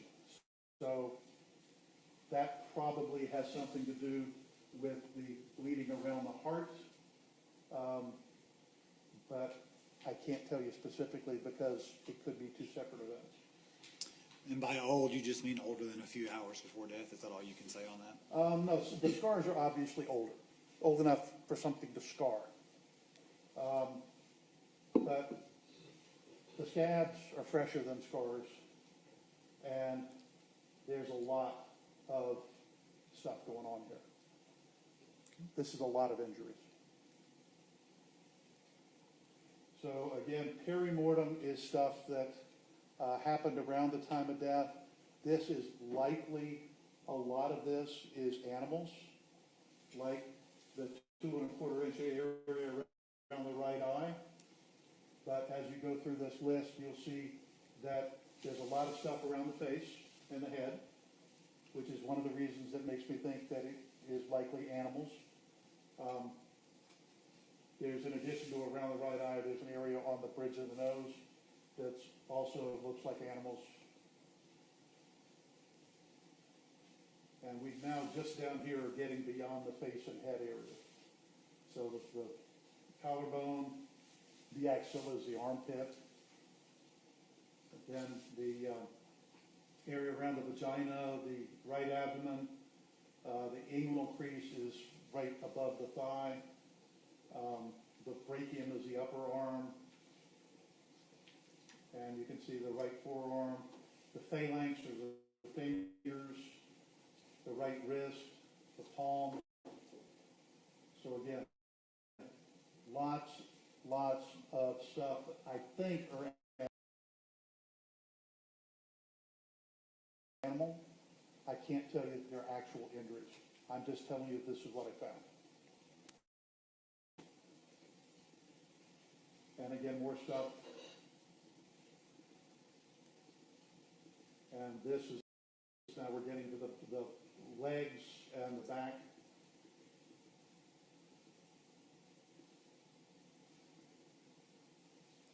I went too far. Is there anything else you need to say on this slide or no? Yeah, this is just more of the same. I'm going through very detailed. I think I have 11 pages of injuries. Pre-mortem, post-mortem, critical, fresh. I spent 11 pages to document all of that.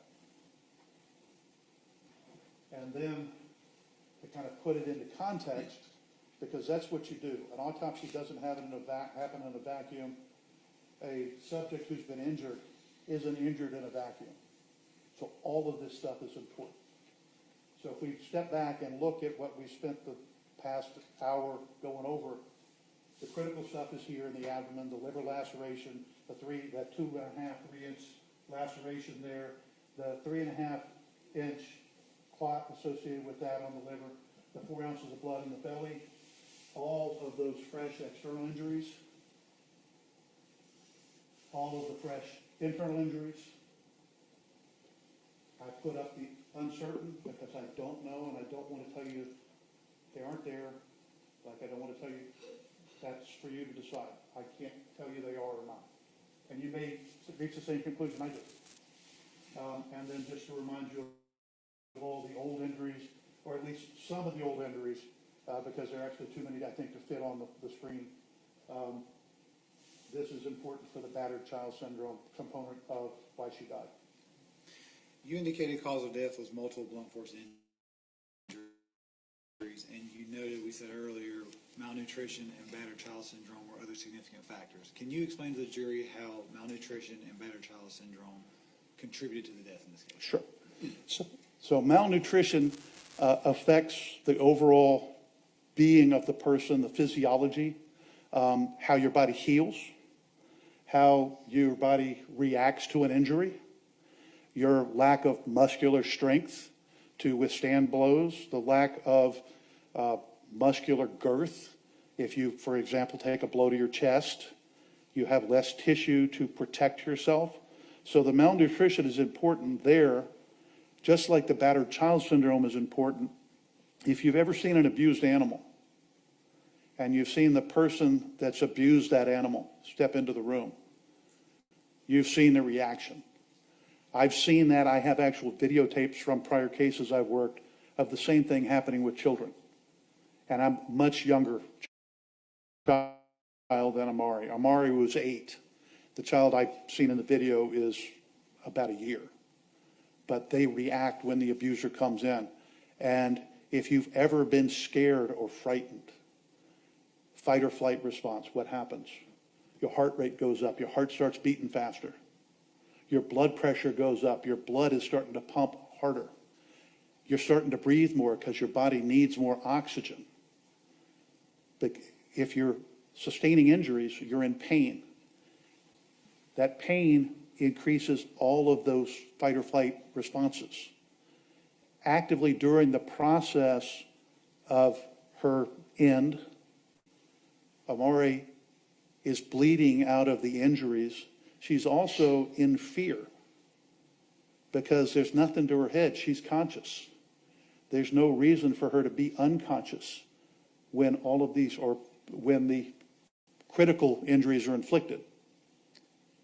So she's in fear. She's physiologically responding to that. So that's why each and every single one of those injuries, fresh and old, to me is physiologically important and why she died. Thank you, Dr. Downs. That's all I have. Thank you. Do you need any of these slides, Rob? I think the questions I can ask without the slides.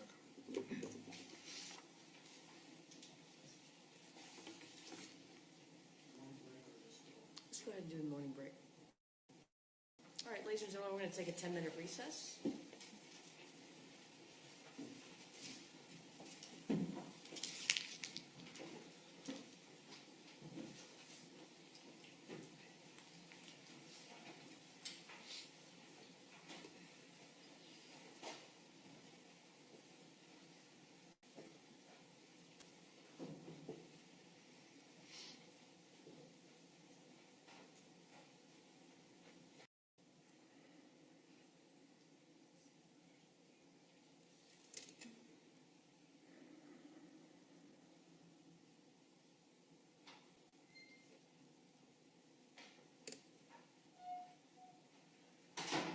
With the defendant now present, just a couple of housekeeping matters before we bring the jury back in.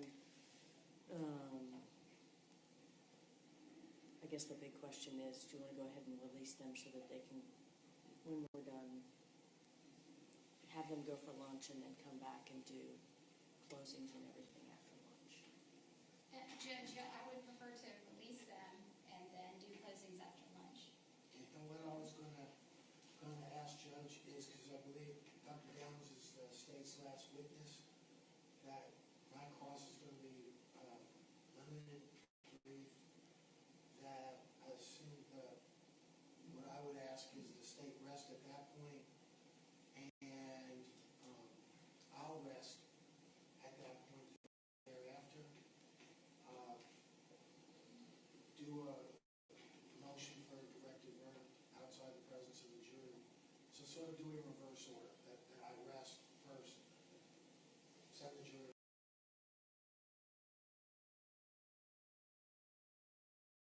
Lunch, we have our motion for directed verdict hearing, and then whatever other charge conference we need to clean that up, come back, and then we can do closings. So I guess what I'm saying is, I'll rest on the record after the state rests, but reserve the motion for directed verdict so that we don't have to bring them in and back out. That's all. Any objections from the state? Absolutely not, Judge, thank you. And I've used up all my words that I said clearly. Understood. What do I got, doctor? You're a doctor. What do I have? Sinusitis? What do I don't want him as your doctor. No, because it's too late. Well, my procedures are a little invasive. I've seen, yes, sir.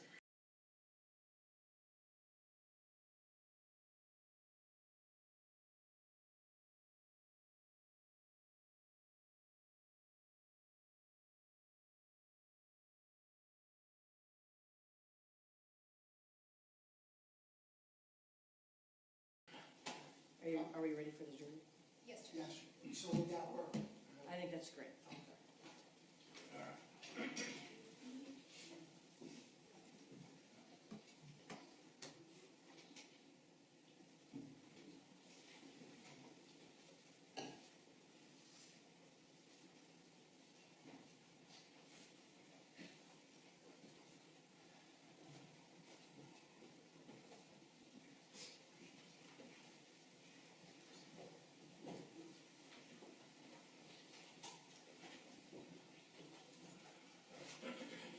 Please be seated.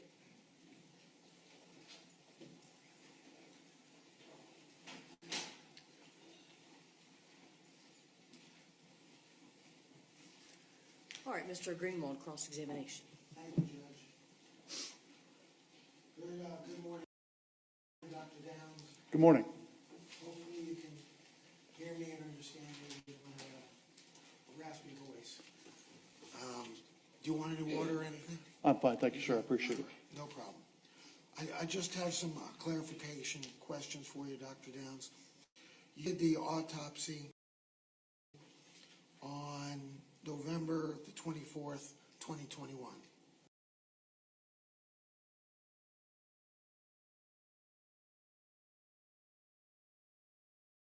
That's correct. Okay. And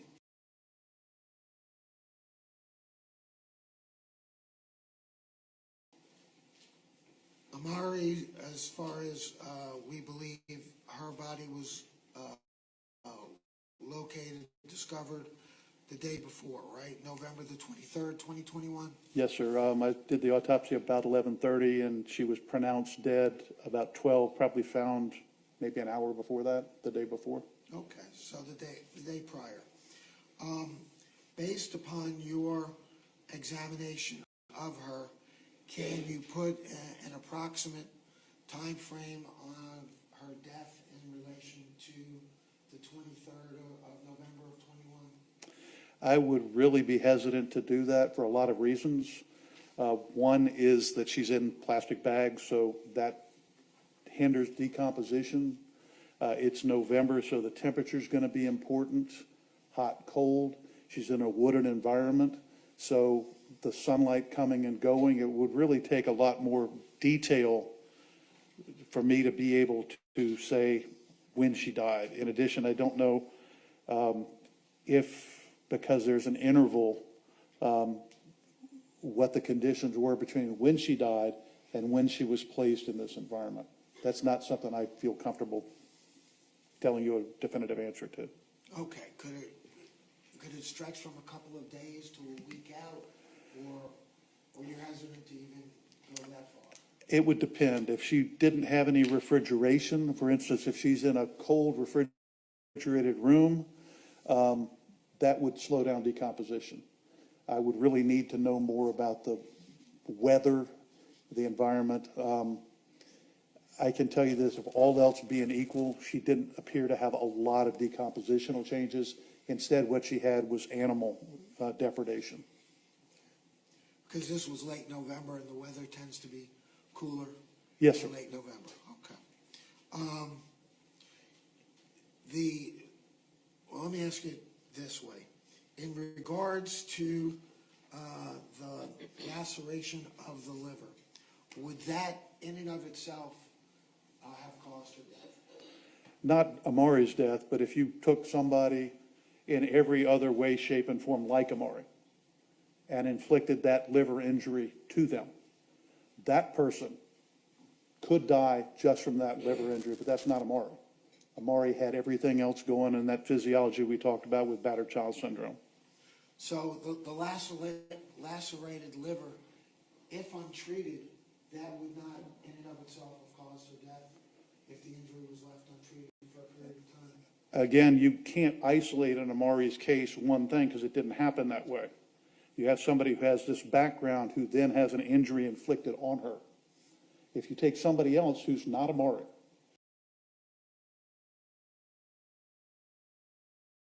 but just give them that liver injury, then that person could die with an untreated liver injury like that.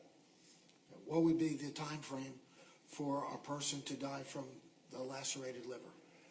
Again, exactly the circumstances, like Amari, it's hard to say. If it's not her, but somebody with just that liver injury, I'm not a clinician, that is, I don't treat people. I can tell you that I would think a couple of hours would be probably pushing it. She had 120 milliliters, which is 4 ounces of blood in her belly. Her total blood volume for a kid of her weight, now she probably has less because of her malnutrition, but they would have 1.8 liters. So think of a 2-liter bottle of Coke. She's almost that much blood, 1.8, so almost a 2-liter bottle. And she's lost, you got a 500 milliliter, and she's got 120. So she's lost a significant volume of blood, 7% of her total blood volume, something like that. That's what I could measure. But there's more blood I can't measure, like that 3.5-inch clot over her liver. I can't measure that. The blood in her lung, I can't measure that. The blood in her heart, I can't measure that. The blood under her skin, I can't measure that. She lost a significant blood volume. Would she have lost consciousness over a period of time? At some point, I would expect her to lose consciousness just from the loss of blood. Can you estimate a time frame from the loss of blood? I can't do that. It's different for different people, and also with her malnutrition, her hematocrit, the percent of her blood that's red blood cells, which tells us how much oxygen she has the ability to carry. I can't assess that because I don't know. She may have started with a normal of 40%, say, and hers may have started at 30% because she's malnourished. In your autopsy, I think you noted that she had a right rib fracture. Would that have occurred prior to her death, after her death? Do you know one way or the other? Yes, sir. Both of the rib fractures, both the right and the left, were older. That's part of the basis of the battered child syndrome. So it was both right and left? That's correct. The left was fresher, but still old. Can you put a time frame? It's really, really hard to do. I would say with the fracture callus, which is when you get a fracture, the two ends of the bone come together and you get a lump where those two bones come together. On the left, that lump, you could see where the fracture line was. So that's probably weeks. And then the other side, I didn't see that pattern. So that's probably months, or it could be much older. Understood. The blood work that was done, that all came back negative for drugs, if I understood, on page 20 of your report. That's correct. So we send our samples out to the GBI lab, and in this case, we also sent out for chemistry to a different lab, but the blood work for drugs was all negative, and the other lab didn't find any drugs either. Okay. And needless to say, this was not a case where you found any type of gunshot wounds, stab wounds, anything of that nature, correct? No, sir. Exclusive of what we talked about, the multiple blunt force injuries and the older healed and healing injuries, the battered child syndrome and the malnutrition. This was an otherwise healthy young girl that had no additional trauma. And we've used a couple of terms here when the state was asking you some questions. Scabs. What specifically were we talking about when we're talking about a scab versus a scar? So a scar is actually fibrous tissue that mends together, it meshes together. So you've got, it's almost like weaving it back together with tissue. that binds the edges of the wound together, and the skin becomes intact. A scab is a layer of dead cells, pus, dried debris that forms over the surface of a wound. That's during the process of healing. So while that scab is there, you're getting healing underneath the skin, but the skin is not fully woven back together. So that's the difference, is the scar means this is old. The scab means we're still working on it. It's still in the process of healing. And I realize every person, every human being is different from the next one, but generally speaking, how long does it take for a scab to occur? It can happen very quickly when the wound is small and exposed to air. The blood's going to clot on the surface and can heal. I mean, I would say common experience would be the best way to answer that. You've seen those, but the thing is, you also have deeper wounds that heal more slowly because they are deeper and it takes more time.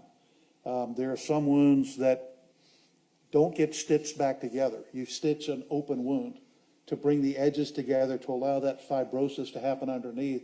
The scab forms on top. Those heal very quickly, so those scabs don't last a long time. Versus an open wound, it takes longer, and I just can't give you a precise timeline. Would it potentially be within a couple of days? Depending on the type of wound. A deeper wound is not going to be a couple of days. It's going to be longer. Okay, and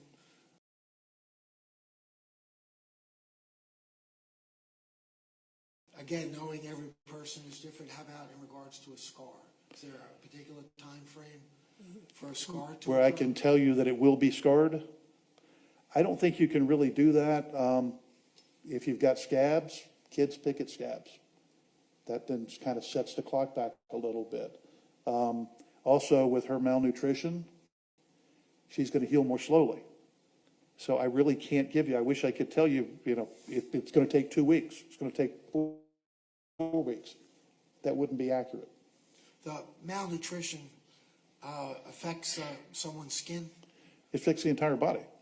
but specifically in regards to the skin, what's the effect of malnutrition on a person's skin? Well, you're going to lose subcutaneous fat, which means the skin is going to be thinner, and you lose the immune response becomes impaired. So the white blood cells that come in to help with repair are going to not work as well. Would it be more susceptible to bruising? I would say probably it would be more susceptible to bruising because you wouldn't have the structural integrity. You wouldn't have the subcutaneous fat. So yeah, I would say probably more susceptible to bruising. And also depending on what's missing, for instance, vitamin C, scurvy, that condition, and others like vitamin K, clotting factors. Yeah, I would say probably more prone to bruising. Okay. You also had mentioned in the direct, use the word fresh in regards to fresh injury or in the context of wounds and so forth. Can you elaborate a little bit when you use the word fresh in that context, what you're referring to? Not to be smart in the answer, but it means not old. So I'll try to explain that a little better. Fresh would be anywhere from it just happened out to where the white blood cells, specifically a type of cell called a PMN, a neutrophil, that's the same cell.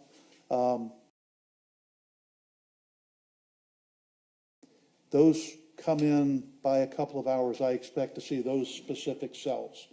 Out to 2 to 3 days, I see different types of inflammatory cells, and I see red blood cells breaking down. So when I say fresh, it's somewhere from that just happened out to where I get the white blood cells, the neutrophils, and some other reactive changes, but I'm not seeing that second wave of inflammation coming in. So we're not talking 2 days. 2 days from the time, obviously, you're examining. No, sir. The process, the clock stops when you die. So what I'm saying is whenever these events, when these fresh injuries happened, was within that time frame of when she actually passed. So the clock stops when she passes. So within 2 to 3 days of her death, of her passing. Correct. And when you mentioned in your report, Dr. Downs, the manner of death being homicide, that doesn't equate to murder, that just equates to death at the hands of another? That's correct. Murder is a legal term. We specifically don't use that word. I am not an attorney, don't pretend to be one, don't know much about the law at all. I know enough to ask a lawyer. Okay. So that in and of itself just means death, when you put homicide, death at the hands of another. Right, literally the word itself is homis, H-O-M-I-S, side, to kill. Homis is human or man. One man or one person kills another person. That's all it means. And obviously, when you got involved in the case, you can't make a determination, speculate, do anything of that nature in regards of who or whom may have inflicted those injuries that you noted, correct? No, sir, I don't speculate, and I do not identify perpetrators. That's not my job. My job is to tell you, this is what I saw. This is what happened to Amari. These are all the conditions that are there. And it's up to investigators to take it from there. Thank you, sir. Thank you. No redirect, Your Honor. May the witness be excused. Yes, Your Honor. No objection. All right, thank you, Dr. Downs, you're excused. Thank you, Judge. Thank you.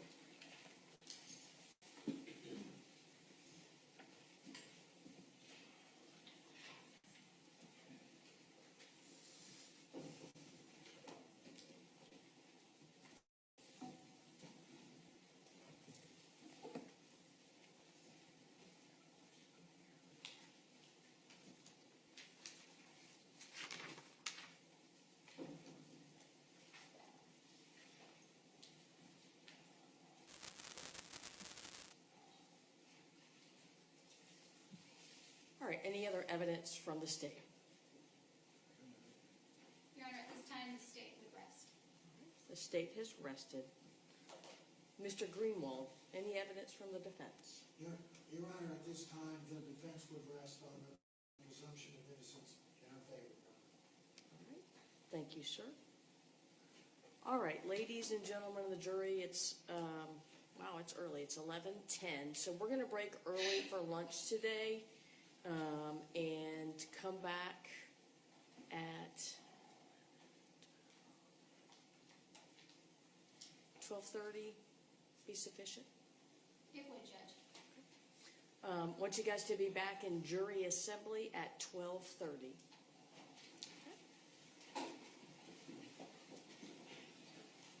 Remember, no talking, no watching, no reading, no listening about this case.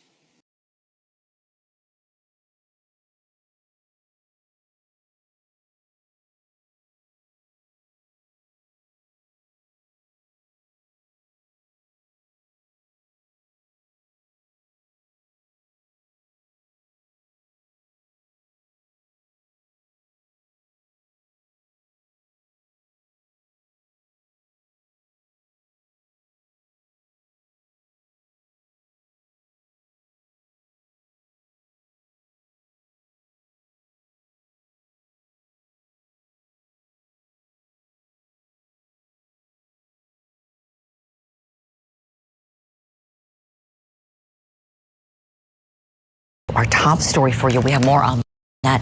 Shocking letter convicted killer Sarah Boone hand wrote to the Honorable Michael Kranick. She blatantly disrespects him, writing in part, quote, "I was hoping to have been graced with your forgiveness, understanding, and consideration in any level or degree. For me, unfortunately, and regardless of when I spoke on my behalf or the number of, your ignorant mind was already made up."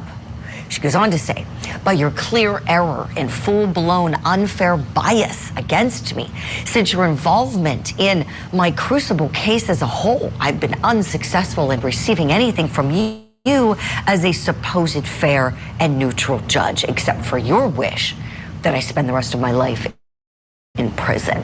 Please know and always remember, Mr. Kranick, I forgive you." Boone ends the letter by writing, quote, "I am not a murderer, I am a survivor." Now, I said 28 pages. There was a lot in there, and we have a very special guest joining us to unpack it and react to this horrific note. Retired Judge Larry Seidlin on the show. Judge, good morning. Wonderful to have you back on Opening Statements. May I start with your Good morning, thoughts? Julie. I'm retired as a judge, but I'm working hard. We know you are. We know you are. And I know many of I'm working hard as a lawyer. I represent a lot of, yeah. Oh, that's great. That's great, Judge. And, you know, we have a little bit of a delay, so I want to tell everybody if it sounds a little bit off. That's why, just the technology. And so many people remember you presiding over the Anna Nicole Simpson case, and so you rose to fame, and you've been beloved by so many across the country ever since. Could we talk a little bit about Ms. Sarah Boone in Florida? What are your thoughts on this letter and how she blames and disrespects the judge? Well, she writes this 28-page letter. You remember Shakespeare's Hamlet with Ophelia giving all these soliloquies. This woman is a full-fledged nut. The judge is not going to read the whole 28 pages because as a judge, you don't want to absorb the mental pain of these people. You don't want to wear yourself out. You don't want to get tired. So you read a few pages and then you turn to the sports section or the news. You don't want to, it's the ramblings of a nut, the musings of a mentally ill person. So there's no way I'm reading those 28 pages, unless it's a love letter from my daughter Dax. I'm not reading. Oh, that's awesome, Judge. And I have another portion. I know the way it really is. Yeah. I've got another portion here. She says in the letter to His Honor, "I'm no longer in your corrupt court." She calls it a corrupt court, "and free from your malevolent judicial grip." This judge was so professional, so kind, and we know Sarah Boone is difficult. I'm sure you have many difficult people who've been before you, Judge, throughout the years. What do you think, if anything, this judge should do in response to this? Well, she went through 8 lawyers, and as a litigant, if you're a party in a lawsuit, civil, criminal, it shows instability when you go through more than 1 or 2. And I tell my clients that 1 or 2, if you're going through more than that, it shows you got some mental problems. I still find it difficult that a person can write an ex-parte letter to the judge without it first being looked at by the prosecutor. It should be also looked at the prosecutor, and the prosecutor and that party should then set it as a hearing in front of the court. The court can have a hearing or just deny the letter. The smartest thing to do for the judge is to go radio silent, to do nothing. You don't want to give her any credence, any credibility. So you just don't do anything. It's part of her DNA. When you read these letters by her, and when I heard her give a speech in the courtroom, she just pulls words out of the dictionary. She's a one-worder, and she looks for pretty fancy words in the dictionary, and she strings them together. If you put a light bulb in her mouth, it would light up. She's completely off the wall. Judge, I think she ought to look up the word narcissist in the dictionary. Perhaps she'd find a definition that sounds familiar for herself. Then again, most of them never see themselves as what they are. Judge, this is sage advice that you're giving Judge Michael Cranick in this case, to just do nothing, sit back. You referenced that awful speech Sarah Boone gave. We have a clip. Let's play it now. I forgive George for beating me senseless, for trying to sleep because I had to go to work or my son's field trip the next day, for ruining my deceased family's heirlooms, traditions, and keepsakes, for drowning me in liquor and wine because I didn't want to drink, causing me to urinate on myself, then butting the end of the bottle in my face, giving me 2 black eyes and a bloody nose, for making me experience what it is to be sodomized, threatening to kill my friends and the neighbors when they checked on me to make sure I was alive and in one piece. Judge Seidlin, what did you think of that speech she gave at sentencing? Have you ever heard anything like that throughout your career, either as a lawyer or judge? I was a bad boy. As a judge,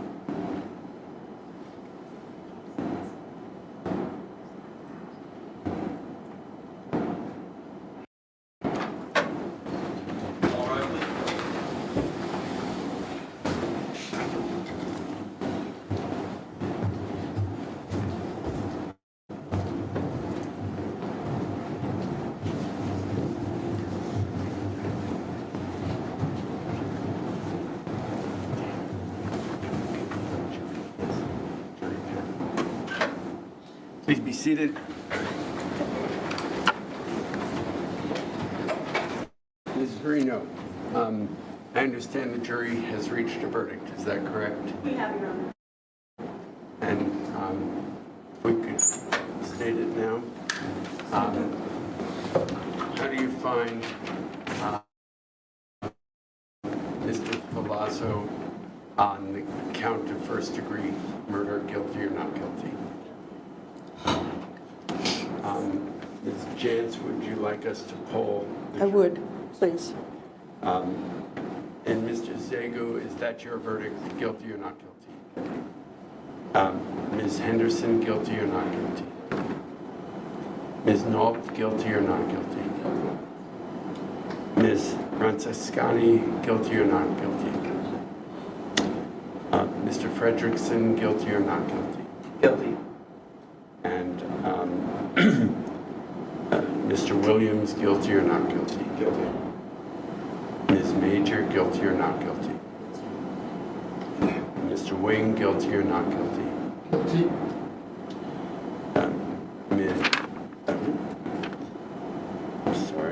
Ms. Hammond, guilty or not guilty? Guilty. Mr. Kareem, guilty or not guilty? Guilty. And Ms. Calvis, guilty or not guilty? So says the jury. Ladies and gentlemen, thank you so much for your service. It's clear you were very thoughtful throughout the trial. Really appreciate how you were always on time, you were always listening, taking notes, and really studying the evidence as it was coming in. Really appreciate your time in this case. Thank you, and you're excused with the great thanks of the court. All right.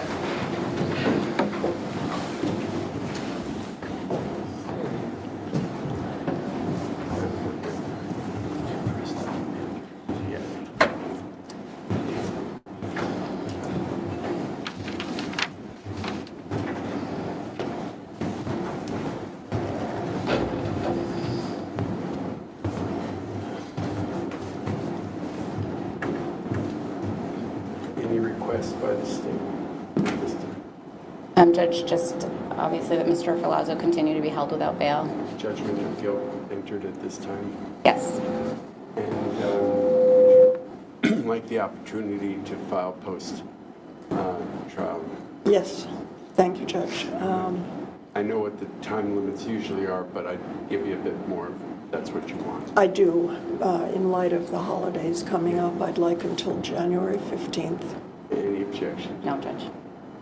January 15th, any response from the state will give you 3 weeks to respond, if that's all right with you. And so we'll set it in sometime in mid-February. So 3 weeks would be about February 3rd. Just reminding the court of my medical schedule. We can deal with it because there'll be a PSI and so forth. All right. Anything further from the defense? No. Schedule a PSI in this matter? Yes. We'll schedule a pre-sentence investigation report, and we'll come back on any motions filed and then for sentence. Thank you. Thank you, Judge.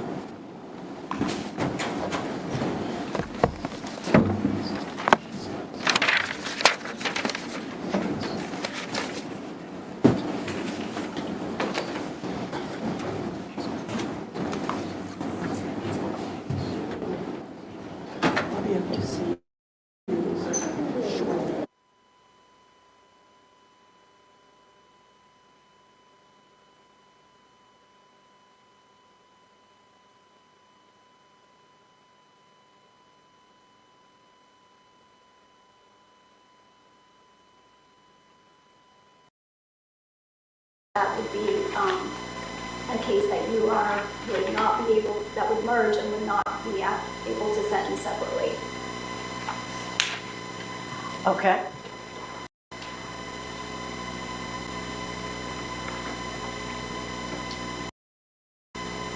Does the defense intend to introduce any evidence in litigation?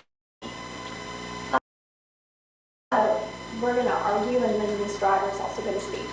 Okay. All right, Ms. Crawford, if you'd like to present the victim impact statement, please. Yes, Your Honor. Could you turn on the monitors, please? What this is.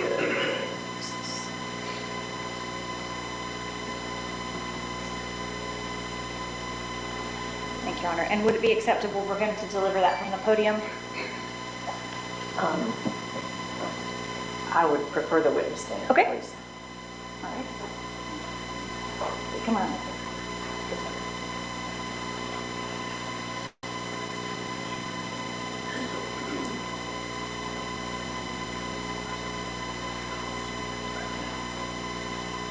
He doesn't need to bring anything up.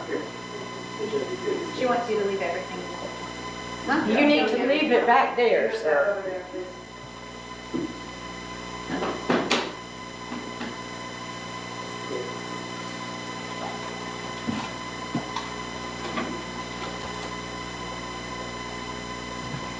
Can you raise your right hand? Do you solemnly swear or affirm the testimony you shall give will be the truth, the whole truth, and nothing but the truth, so help you God? Okay. You can have a If you seat. will move the microphone, Yes. please. You can have. Is it okay to stand? To present? You have to talk into the microphone, so it'd be better to sit so we can hear you.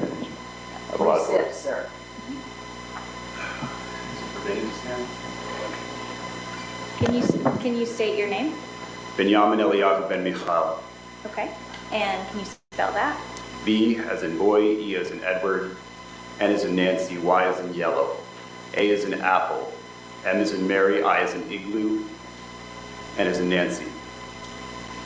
B as in boy, E as in Edward, N as in Nancy, hyphen, M as in Mary, I as in igloo, C as in cat, H as in hotel, A as in apple, E as in Edward, I as in igloo, L as in Lucy. Eliyahu, I left out.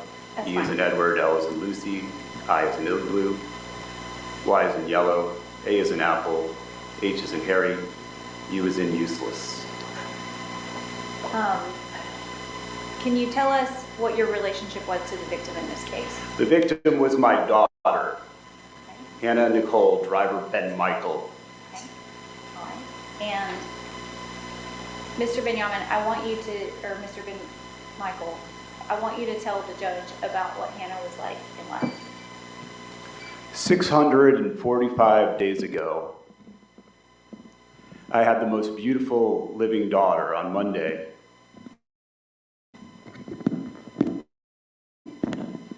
The 5th of December, 2020. She was dressed in a tiny, prescient little pea coat that was also colored pea, curry yellow.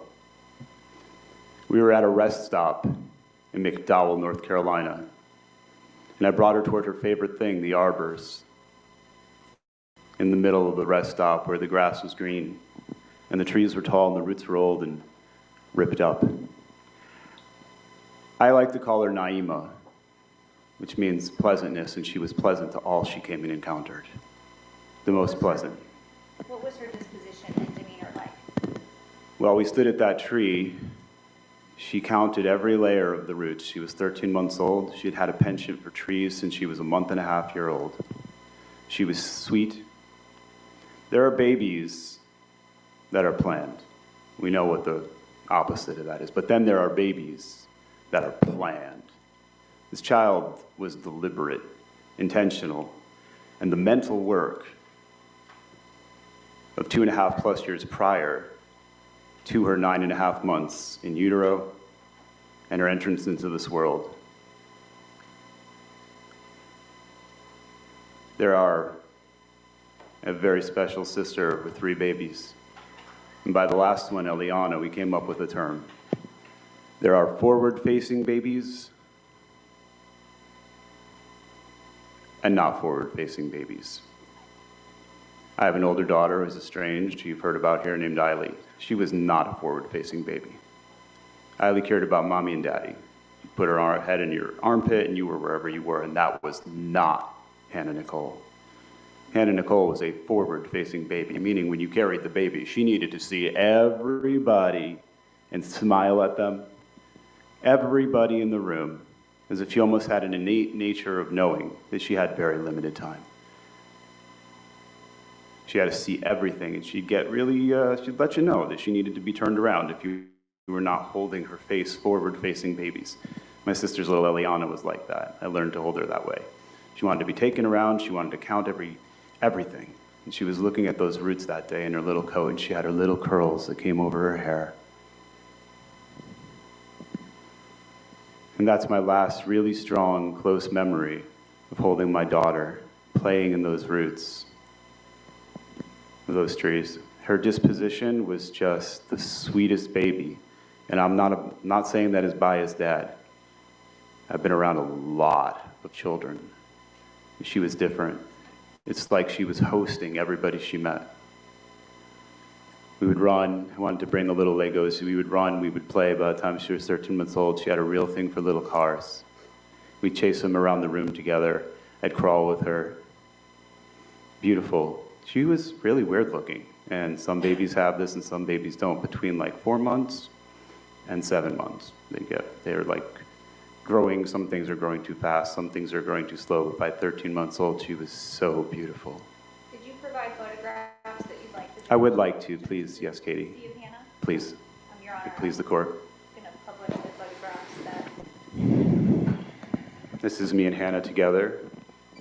And approximately how long prior to her death was this photo taken? About a few months. This is at a really beautiful, inexpensive hotel room in Clinton, Connecticut, and they have massive floor space for a hotel room like this. And we were chasing those little cars around all day, these little rev-up cars. So this would be the second week of August of 2020 when we were down with my family, as will be depicted more clearly in better photos coming. And my brother-in-law, Nathaniel Lewis, and my sister and her 3 children were all here meeting their cousin. This is in May of 2020. This is the sand, the quartz sand of Siesta Key, Sarasota. And we were spending a lot of time there. We were spending time at Nokomis and Venice Beach, the adjacent smaller beaches, and we would come in her wagon. And you can see what she's doing. See, she's not a passive baby. She would grab the handle of the wagon and look at me like it was the most fun thing to get and smile at Daddy at Dover, just to smile into my eyes and say, look, I'm leading the wagon. She'd do it every day. She'd take hold of the handle and say, I steer this. This is my wagon. And this is in Clinton, Connecticut again. And you can see, if you want to see her nature, that's her nature. That's her nature. Was she a happy baby? She was excited and happy and engaging, and she'd come up to you and want to just learn everything. She'd want to touch you and smile. She'd want to get inside you and let you know that you should be happy too. Grandma threw a tennis ball a little too fast.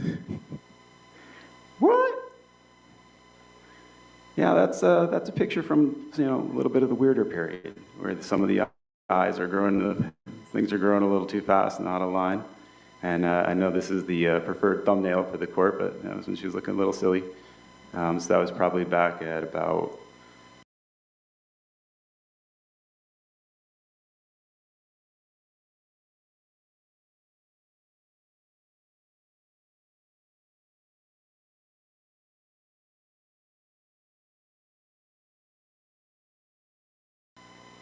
April of 2020. This is my parents' living room, where she would come up to this piano over here, and she had a knack. And she would I'd be playing piano. I've been playing piano since I was 3 years old, and I would ensconce her and encompass her in all my music, and she would come in the middle, near the middle C, and she would start doing things that actually made sense. And then she'd look at you and she'd show you she could have a beat. My older daughter, Eiley, has an immense amount of musical talent, but she could never keep a beat, but she would come up with things. But Naima, Hannah Nicole, she could tell where the beat was. She knew where the beat of life was. She knew where to enter the room. She knew where to look at you. She knew where the camera was. And are those the cars that you spoke of she enjoyed playing with? No, these are very little cars that you'd pull and they'd zoom around the room. This is actually a toy that I had going back to when I was a child, and it has revolver inside, like a revolving scoop, and it goes around, and it's funny, it like collects toys into its dump truck. This is a xylophone that was my sister's over here. Little cup. She rode that little Poo-mobile behind her everywhere in my parents' house. And she was amazing because sometimes as a mother, you wanted to sleep a little bit more. Chloe would go over, Kui would go over, and she would open the bedroom door and lay back down, and she'd thunder down the hallway. She'd just crawl down because we had this whole area on the second floor, safe, the dogs in the kitchen, the stairs over here blocked, and she had this living room up the hallway to the bedrooms, and you'd hear her, my mom still imagines the beauty of her grandchild thundering down the hallway, crawling thunderously. She'd come and she'd play, and my Eiley couldn't leave her for 3 minutes, even when she was 12, 11 months old. Constant attention, not Hannah Nicole. Hannah Nicole, she got in the living room with her stuff. She'd make a story. You could leave her playing there for 20 minutes. She'd make up a world. She'd put the dolls. She had things that 11 months old, 13 months old, she'd be piling cars. She'd be making a whole story and happily playing. And somebody comes, smile, go over, pet the dogs. This was her world. Everything here, Grandma made the entire house her world. That's why we were there. Sir, the purpose of this hearing today is to give the court an understanding of sort of the impact of the actions of... Nobody can weigh the potential of the impact. When you lose Grandma and you lose Grandpa and you are not estranged, you have a life, a rich life lived. You have memories. It's painful. It's a natural process and cycle of life. When you lose a baby, and somebody entitles themselves by whatever precipitation, you can get into the moral philosophy if it is okay or not okay. Do you own your life? Can you take your life? But when you entitle yourself by whatever precipitations, by whatever precipitated your mind, without getting into the weeds, to decide you are entitled to take somebody else's life based on your opinion of whatever kind of mental illness, lack of mental illness, acting, pretending you're in mental illness, overlaying, masking, it doesn't matter. There is no wiggle room where you are entitled to take somebody else's life because of your impression or opinion. They are there to live life and discover what life is for themselves. The impact of losing Hannah Nicole, driver Ben Michael, cannot be measured. We sat around in the waves of some luxurious beach somewhere for 2.5 years, speaking tenderly to each other, dreaming our daughter. Before she was born, buying her the highest level, best things, doting on her. Nobody knows. Deanna doesn't know. Jeff doesn't know. Your Honor, you don't know. Nobody knows. She could have grown up and given humanity cures to things we don't even have diseases for yet. How can you measure the potential? How can you look at a father and say, the image I have of a 5-year-old, of a kindergartner, I lost the potential, I lost the view. The most unplanned child, to the most unprepared parents, is a travesty and a tragedy of the highest order that the parents may never be able to even articulate the pain and loss of. And now you're talking about a baby who was not just planned, but planned. A baby who was meant to put their best foot forward. A baby who was taught to have a moral and cultural consciousness that would give to humanity whatever she could possibly find as her niche and knack in the world. To measure the impact and loss privately, I'm a very hard individual. I've lived a very particular life in countries that are not here to get knowledge and find things. I'm not a good model for initial reactions. In other words, I'm extremely stoic. That doesn't mean there wasn't 13 months after, and every private moment when I screeched like a frightened 7-year-old girl, where I sat for 3 months in a van just screaming and screaming and screaming that this woman believed that she was entitled to take my daughter's life out of this world because she stopped believing in having a moral consciousness and the duty to help humanity, because she believed the girls who were with us, not that she didn't believe in polygyny, she didn't believe in the girls who were with us. She believed they were reprobate, second class. She believed she put in more energy and people did not reciprocate to her, and she quit around June 3rd, 2020, and planned Hannah's death because she planned to exit the world and take her daughter with her.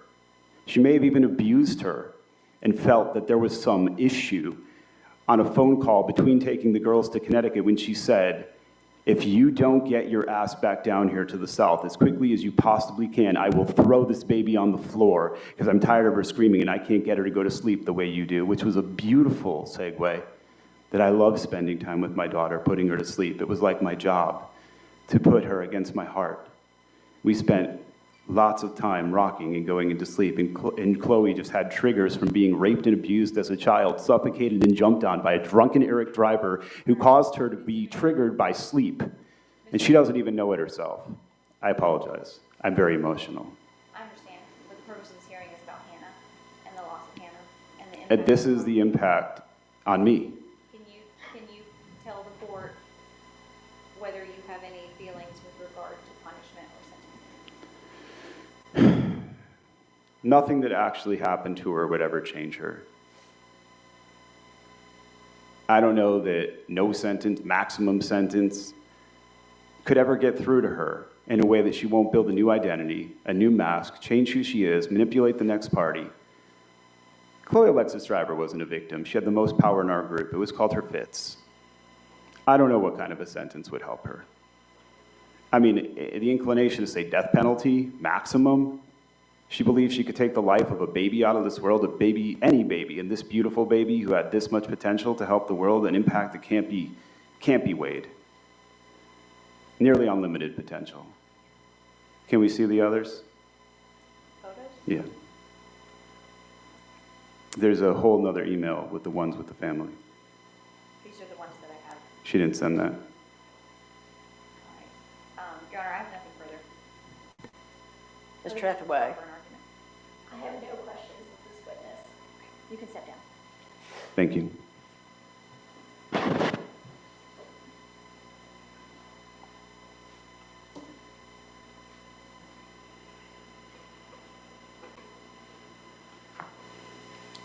Any other evidence from the state? Just proper an argument, Your Honor. I'll reserve. All right. Mr. Hathaway. Judge, I just want to be clear, and from what we've talked about the entire 4 years that this case has been pending, what we talked about at trial, what we're here to talk about again today, is that Chloe Driver has never once disputed the events that occurred on December the 8th of 2020. We've always all agreed that this was nothing short of a tragedy. She's never denied or disputed that she killed Hannah. Never been any dispute either, but it seems to be falling on the wayside that Chloe also stabbed herself in the neck 5 times, once in the chest, to try to kill herself based on her mental illness. From the very beginning, this case has always been about Chloe's mental state at the time of the crime. That's it. It has always been about a young 17-year-old, then 20, naive individual with pre-existing mental health issues, involved in an abusive, both physically, mentally, by a man more than twice her age. It has always been about years of abuse, coercive control, and living in this cult mentality that only exacerbated these mental illness. It is clear from the evidence that came before this court by both the state and the defense that clearly showed that Ms. Driver was suffering from severe mental illness at the time of the crime, that she suffered from the delusions that overwhelmed her and told her repeatedly for months that she needed to kill herself. There has been a documented history of mental illness in her teenage years and prior to the incident that occurred. We also heard about eyewitness testimony from individuals that were with her and experienced her during this time about her conditions and her subsequent deterioration, and that she had been asking for help and communicating this to those immediately around her because she was just getting worse and worse. During the trial, it may not have appeared at first glance to the court or to the jury that this case was about Hannah. It's always been about Hannah. We never disputed what happened with Hannah. But the only issue we were here to decide was to talk about Chloe's mental health. She's always acknowledged that what her actions were, but it is also about Chloe. As Your Honor is aware, I have been involved in this case since the day that Chloe was discharged from the hospital. I met her on December 22nd of 2020 in the book-in area of the jail on suicide watch in a turtle suit in a room where I had to speak to her through a mail slot. She had nothing in her room. She had put a mat and a styrofoam cup for water. At that time, she was still suffering from her severe self-inflicted injuries, still suffering from her ongoing psychotic episodes, and grieving over the death of her daughter. Over the last 4 years, I have had the opportunity to watch Chloe not only battle her mental health demons and try to grieve and properly observe everything that had happened, but I've also noticed that she has also grown up and been matured.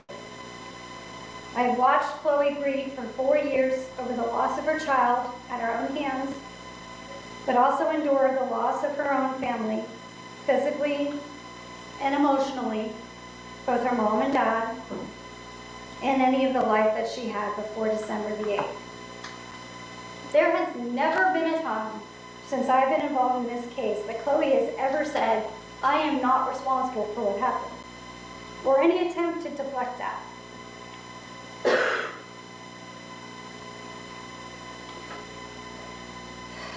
This case has always been about mental health and her mental state leading up to the event.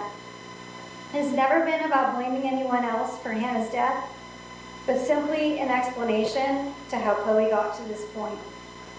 It has always been about seeking justice for Hannah and for Chloe, asking the state to take all of this into consideration in resolving this case. As Your Honor is aware, we worked extensively with the state for years in an attempt to work out this case based on the facts and the circumstances and the extent of the mental health issues. And also in an attempt to explain exactly what Chloe, along with other individuals, have endured in a relationship with Mr. Ben Michael. We ask for consideration of those very facts and not to treat Chloe just as any other criminal defendant charged with the crimes. That was what we were asking of the state. Ms. Driver sat down with the state, provided a substantial amount of information in an interview to the state in an attempt to explain everything that had happened to her. This past Sunday was exactly 4 years from the incident. Monday was exactly 4 years to the date that her parents found out what happened to their daughter and granddaughter. Mr. and Mrs. Driver had originally indicated that they wanted to speak on behalf of their daughter today. But every year at this time, the events of what happened on December 8th of 2020 hits them especially hard. They do support their daughter. Ms. Driver came to trial and indicated what she observed and what she felt. So we don't want this court to feel because they are not here today that they don't care, they don't support her. This is just an especially hard set of scenario and facts, but also around the time of the anniversary of the incident. There has not been a single day that goes by where Chloe does not think about Hannah, that she does not regret it, and would do anything to go back to that time and change everything. There's not a day where Chloe doesn't think about how this affected the very people she loved, and especially Hannah, the one person she knows she was supposed to protect. There is not a day that goes by where she does not wonder what her daughter would be like now at the age of 5, or what her life would look like if she had managed to get away from this cult and treat her mental health issues, which is what her parents had begged her to do. Chloe is and always has been remorseful for her actions. She takes responsibility for her actions and has had 4 years to be able to see and have insight now that she is medicated and diagnosed and away from that relationship. We are asking this court to consider everything we presented at trial and the hearings leading up to trial. We are asking this court to recognize, as the jurors did, that this was never a case in which Chloe did this crime to have Benjamin sue herself.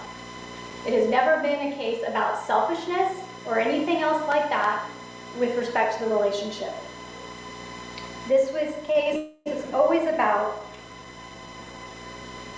being a severely mentally ill woman with significant trauma that fought and fought against her own mind until she was no longer able to do so.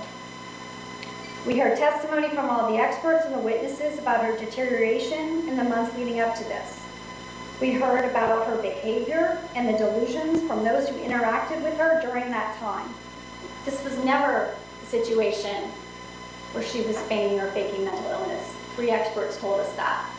Witnesses told us that. There were evidence that she was experiencing these overwhelming psychotic symptoms and delusional compulsions, and that this was something that she fought every day and was very real. There was significant evidence that showed she acted in ways that showed she was losing her mind. She communicated that to the people who supposedly loved her. We all remember the testimony of Jason Spillers. We all remember his testimony about her behavior. We also know he told us how much she loved Hannah and that she would never have done anything to harm Hannah in her right mind.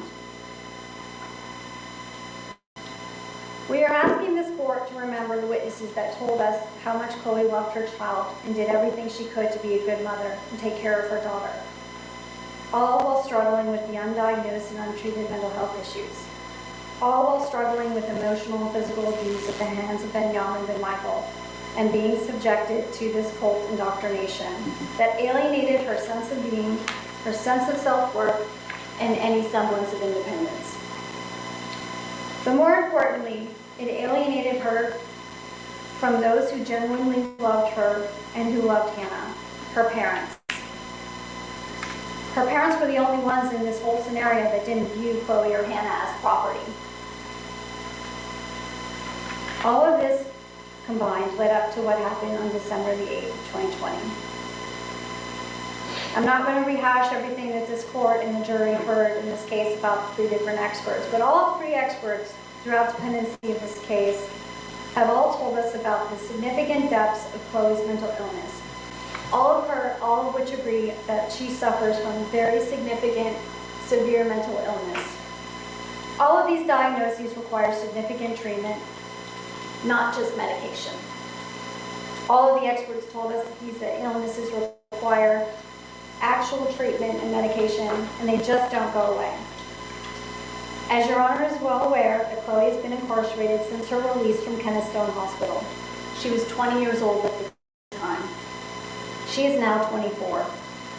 Since the beginning of incarceration, she has not received any type of mental health treatment aside from medication regimens, which is constantly in flux and changing, even to this day. She has absolutely no criminal history whatsoever. We are asking the court to recognize, based on her age and lack of history, that there is opportunity for her to not only deal with these mental health issues, but become a better person and serve her sentence and still be a productive member of society, all at the same time in justice for Hannah. We are asking this court to sentence her to life with the possibility of parole. Chloe intends to utilize her time in custody in the Department of Corrections to continue her religious exploration, her education or vocational or college training, and better herself. She intends to continue to assess what she needs for mental health purposes and is going to continue to take medication so that she doesn't fall back into her previous ways. When I first met Chloe, all she wanted to do was die. She continued to express severe concerns that she would still try to actively harm herself and that she didn't want to live anymore. 4 years later, every day is still a challenge while on medication, but it is something that she is facing head on. She understands that she doesn't need to take those desperate actions, that there are reasons for her to live, and those reasons include being there for him. As Your Honor is aware, life with the possibility of parole requires her to serve 30 years of a minimum in custody prior to being considered for parole. At that point in time, she will be approximately 50 years old, and potentially without the physical presence of her parents due to their age. It is something that Chloe is cognizant of, but also understands the importance of accepting her punishment. She has always said that she has no issue with whatever happens, and she will respect the decision of the court. And she understands that there needs to be a punishment for what happened. She regrets this every day. She may not outwardly express it on phone calls, chirps, text messages. But over the last 4 years, there have been hundreds of phone calls, hundreds of text messages, hundreds of visits with myself and Mr. Kessler, all of which Chloe discusses what happened and is remorseful, is upset, is crying. Your Honor saw Chloe during trial, during the issue of Hannah, and during testimony. You saw her reaction to it today. She is remorseful. She is not without remorse and upset about what happened. She beats herself up about it every single day. She tries to talk with her parents about Hannah in a positive light to keep her memory alive, and wonders what would happen if she had just done something different. Justice for Hannah in this case includes a sentence of life with the possibility of parole. That takes into consideration all the things the court needs to consider in terms of rehabilitation, punishment, and deterrence. She can be treated, while likely with only medication, in the Department of Corrections, but there are other opportunities for her to avail herself, to rehabilitate herself. And we are asking the court to give her that chance. And we are asking that you sentence her to life with the possibility of parole. I'll let the state argue, and then I'll hear from Ms. Driver. All right, thank you.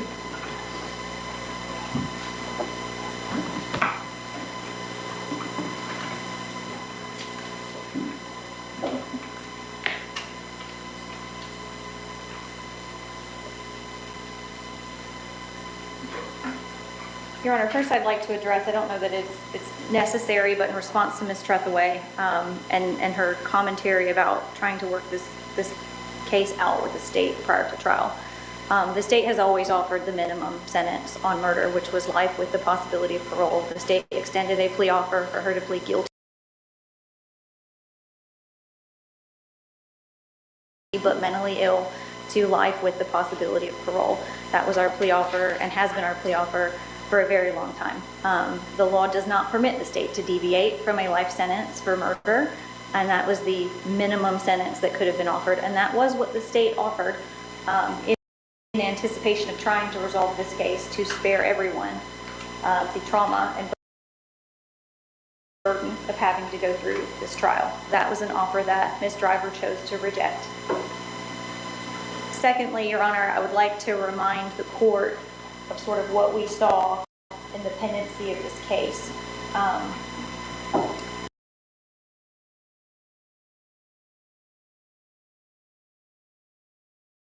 Ironically, most of the emotional impact of the consequences of her actions came from people who didn't even know Hannah. came from people in this community who had to respond to the consequences and gravity of her actions. We saw police officers, grown men, who silently wiped their tears from that witness stand as they had to relive that child dying in their arms. We saw grown police officers clearing their throats to try to maintain their professionalism and composure as they had to relive the weight and gravity of what she did. We saw the jurors openly weep for that child as they had to watch that body cam video of her life slipping away and had to watch the autopsy photographs of that baby and the manner in which she was slaughtered by her mother.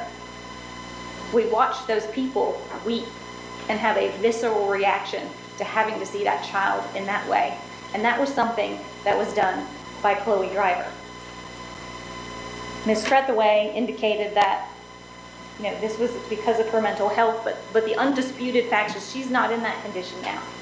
She's in above average intelligence. She's perfectly competent. She's medicated. She's receiving care. Ms. Trethewey stood before you and said she regrets this every day of her life, and she doesn't necessarily openly express it in her chirps or in her phone calls. And I suspect what she's referencing are the chirps that the state served on the defense that she was sending during the course of her trial. During the course of her trial, where the rest of us were dealing with the burden and the weight of having to advocate on behalf of that child, she's going back to the jail every night and having phone sex with her boyfriend, talking about what size penis she likes, how she likes rough sex, how she wants to be treated like a rag doll, how she wants someone to ejaculate in her mouth. We are all having to watch people fall to pieces over that baby in this courtroom. And she goes back to the jail and can't wait to have phone sex. It demonstrates what we know, which is a complete calloused indifference for the life of this child. The one person who should care about her. What is very clear is that Hannah Nicole Driver, at 13 months old, she could experience fear, she could experience pain, and she knew that that was her mother. And in the last moments of her life, that's what she got to experience. Panic. Fear, pain, and panic, as a knife was repeatedly plunged into her body. And the fact that the woman responsible for that action, in the condition she's in today, can go back to the jail after watching her child in that condition and send chirps such as, "I'm stressed, talk dirty to me," is appalling to the state. And it should be appalling to this court. And it demonstrates that she has absolved herself of any responsibility in this and not taken responsibility for the consequences and the weight and the gravity of her actions. It should be really clear to her at this stage what she did and what the weight of that is. And instead, she continues to behave like that. She continues to behave in a way that demonstrates she doesn't get it. She doesn't appreciate what she has done. But just because she has absolved herself of responsibility in this by saying it was her mental illness, doesn't mean that the court has to absolve her of that responsibility, nor the law. As we sit here during the course of this trial, 4 years later, when she is perfectly stable and perfectly medicated, she continues to demonstrate a callous indifference for the actions that she caused and for the loss of that baby's life. And that is why the state is recommending a sentence of life without the possibility of parole. Because as we sit here now, she continues to demonstrate that calloused indifference and that complete disregard for the life of that child that should be given the utmost respect.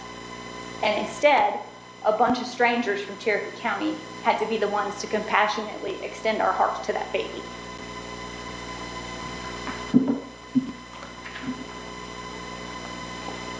Ms. Trethewey, does the defense have any dispute about the facts stated by Ms. Grover? We absolutely, As far as we do.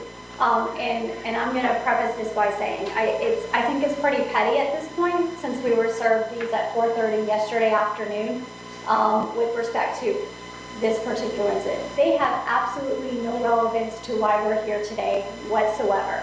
The state can acknowledge, and I don't think they would disagree with me, that there are thousands of phone calls and chirps and text messages, including ones with that gentleman right there, that indicate that she was remorseful, that she was upset about what happened. There are phone calls, hours worth of phone calls of her crying on the phone, talking about what happened. The fact that she was talking, well, I'll say that she was talking to this individual on the phone for months leading up to trial. State has those phone calls. They serve those on us. She didn't talk about the case at that particular point in time because that's what she was instructed to do. She wasn't talking about the facts of this case. She wasn't telling this gentleman that she was getting away with anything or doing anything. She was not talking about the case because that's what she was instructed to do so. She is allowed to talk to people. She did so at the jail. She didn't talk about the case because that's what we told her not to do. The fact that she didn't say, oh, I'm upset about what happened at trial today, or I'm upset about what happened to Hannah on these phone calls, it has nothing to do with whether or not she was remorseful. And I'm going to say this, and I've kept my mouth shut about this for a very long time. I have an email from Ms. Crawford from February of 2023. Ms. Crawford and the district attorney's office sought out us to sit down and talk to Ms. Driver at the jail in an attempt to work this case out. I take issue with the assertion by the state that we categorically rejected the felony murder, guilty but mentally ill, life with parole option.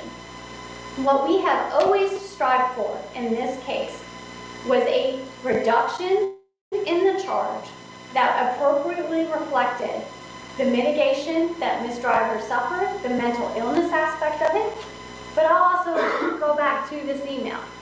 This was at the request of the state to sit down and talk to Ms. Driver at the jail. This was also at a time where the district attorney's office was well aware that there had been communication for a very long period of time with Mr. Ben Michael at the jail. In that email, the purpose of this case, the meeting, was to determine what information Ms. Driver possessed about the criminal culpability of Ben Michael, aka Brian Joyce, which could be presented at a proper under oath under any potential plea of guilty that she may enter. The way that Ms. Crawford is categorizing the plea negotiations in this case are inaccurate.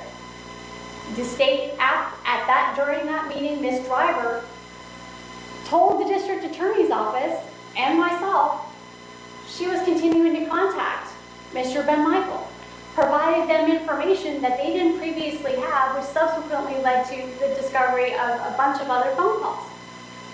Ms. Driver told them that. She was honest with them about it.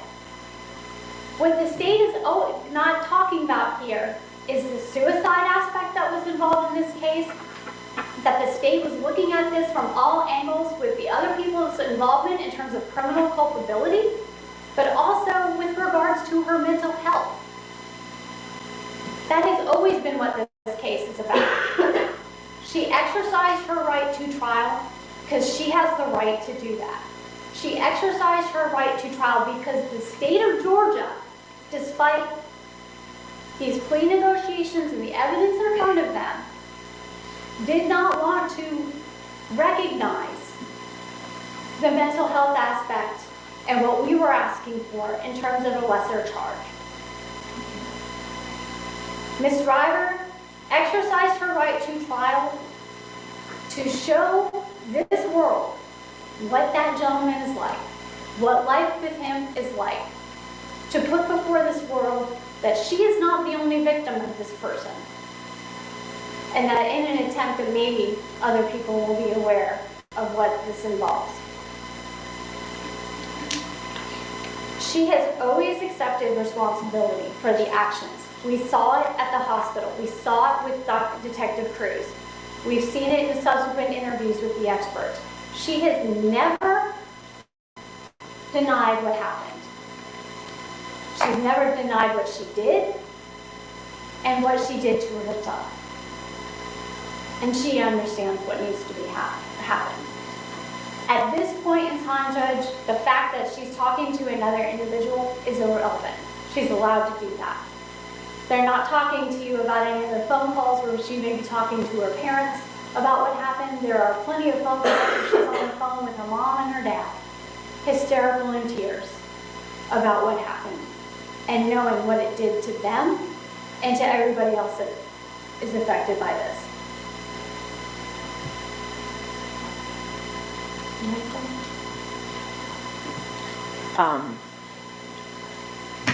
The state has the right to conclude anything else that you wanted to say, Ms. Crawford.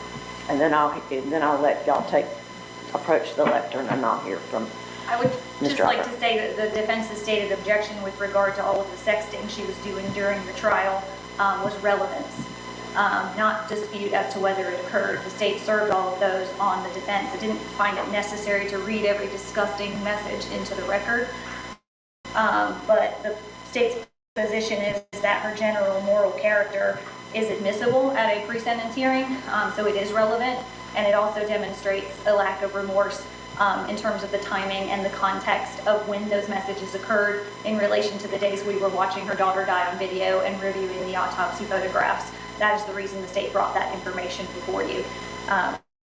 So I would just like to make that clear. All right, Ms. Trethewey and Mr. Kessler, if you want to approach as well, Ms. Driver, you can come to the lectern and make any kind of statement that you'd like to.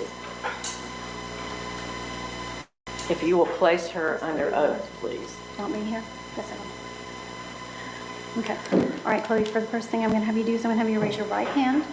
Do you swear the information and testimony you're about to give this court will be the truth, the whole truth, and nothing but the truth, so help you God? I do. Okay. You're going to have to speak up. I know that you're fairly soft-spoken, so were you able to get that?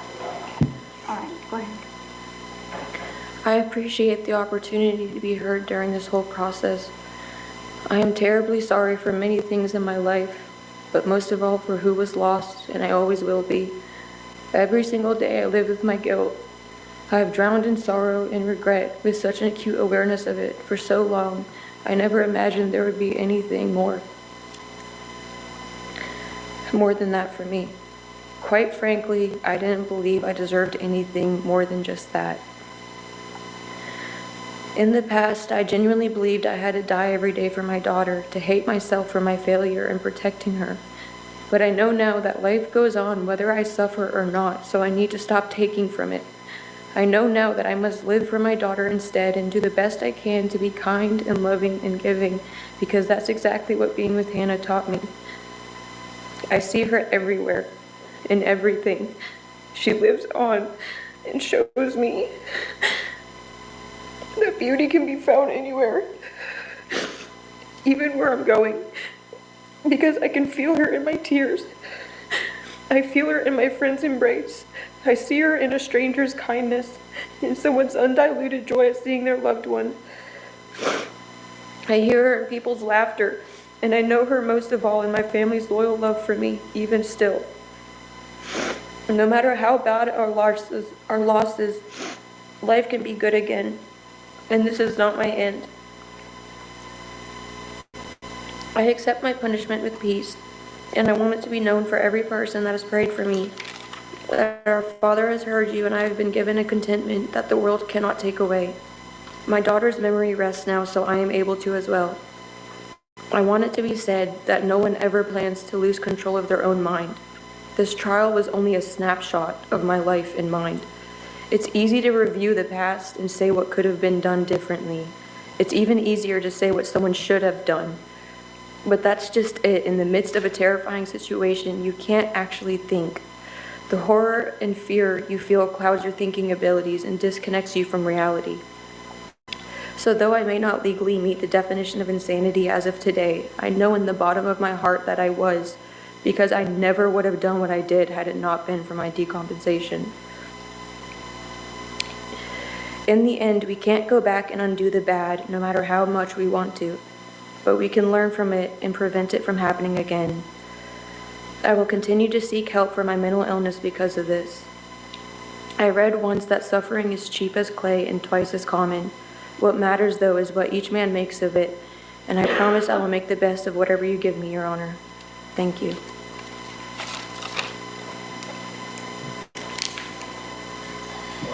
Yeah, y'all stay.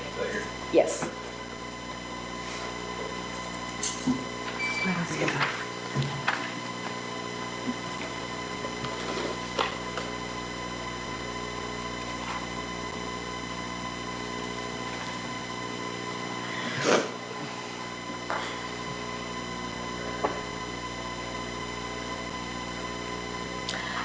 I have continued to think about this case after the verdict, as I am sure all of us have.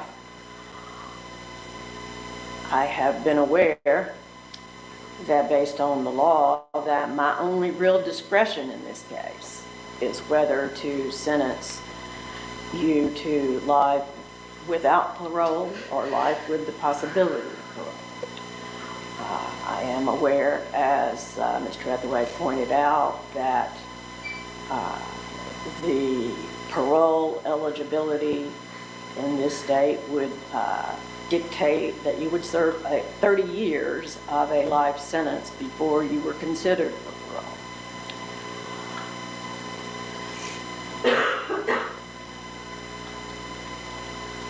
This was a heinous offense with evidence that was so graphic and traumatic that I began to do research on what kind of support and help we could give the jurors who were having to consider it. A parent killing a child is something that just offends us on the deepest level. It is a wrong that just is unfathomable. It just cannot be understood. And it scares us because it is so contrary to just fundamental moral behavior and what we expect of the bonds between human beings. And I have all those thoughts. I have had all those thoughts in this case.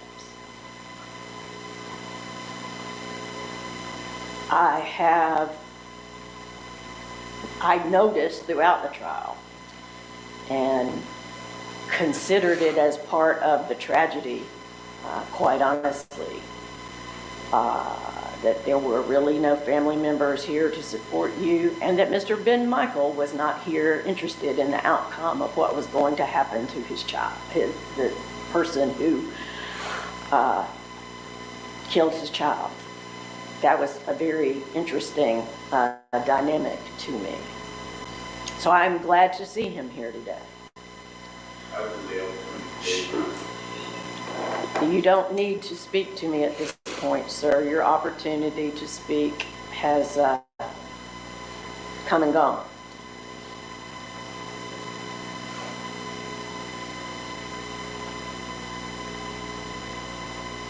Although the response I just heard doesn't do anything to make the whole situation any less tragic. But as I said, I'm glad to have heard from Mr. Ben Michael and to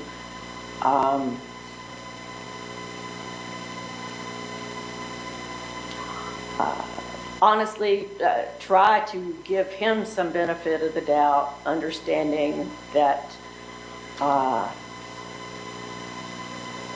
there is an impact on him that cannot be measured, as he put it, and just again an impact on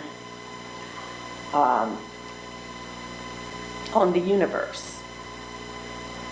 One more child who never goes to school, never gets to have a boyfriend or go to the prom, never gets to decide what a career is.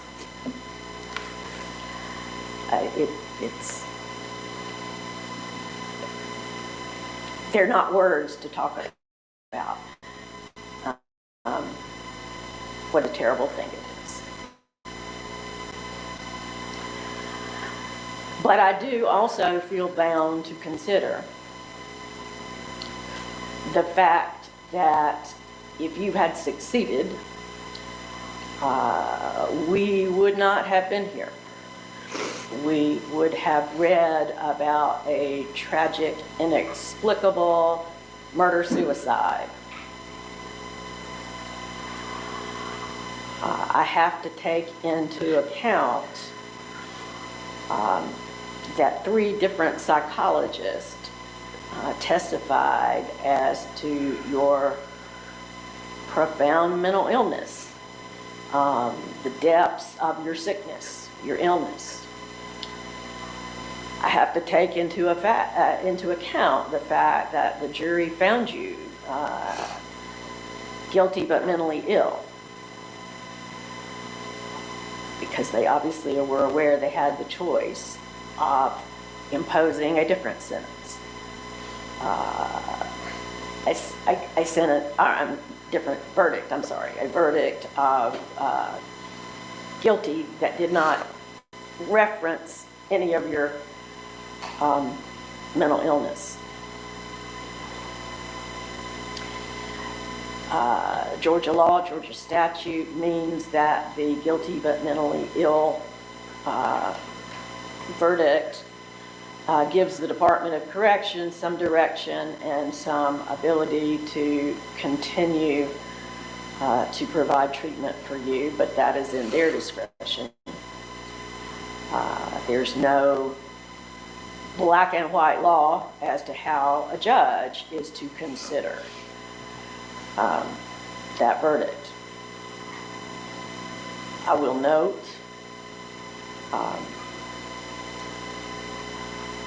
that the jury found that you did not meet the criteria of not guilty by reason of insanity. The law in Georgia has been the same for about 200 years now.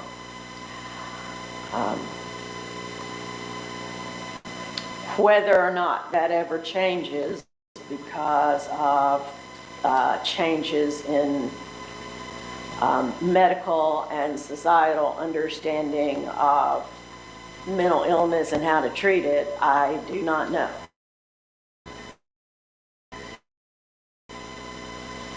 The intersection between law and medicine can be, well, it does not always mesh well.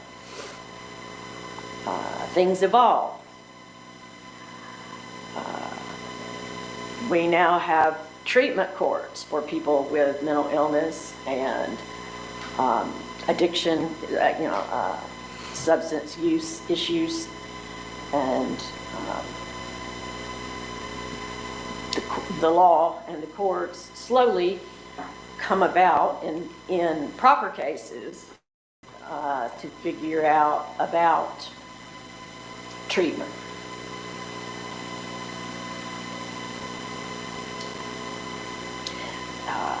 I don't quarrel with the jury's verdict. I don't impose this sentence out of sympathy. But I do think under everything that I heard, the sentence needs to take into account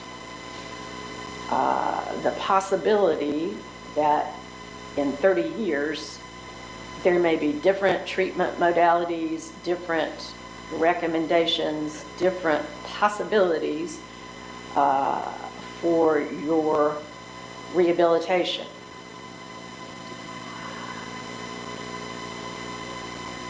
I think the notion that you are cured because you're taking medication regularly now is something that I don't accept. I believe everyone acknowledges that, or at least based on the law and the testimony we heard in this case, that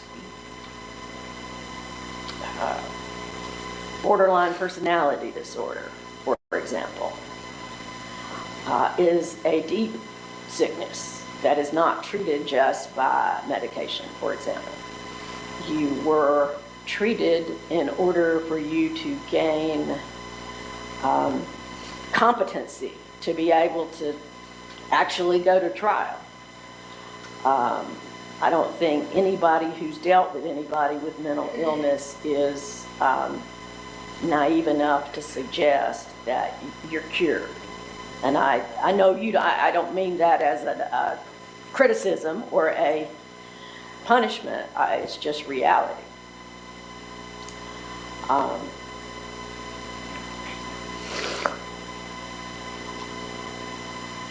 You did a horrible thing.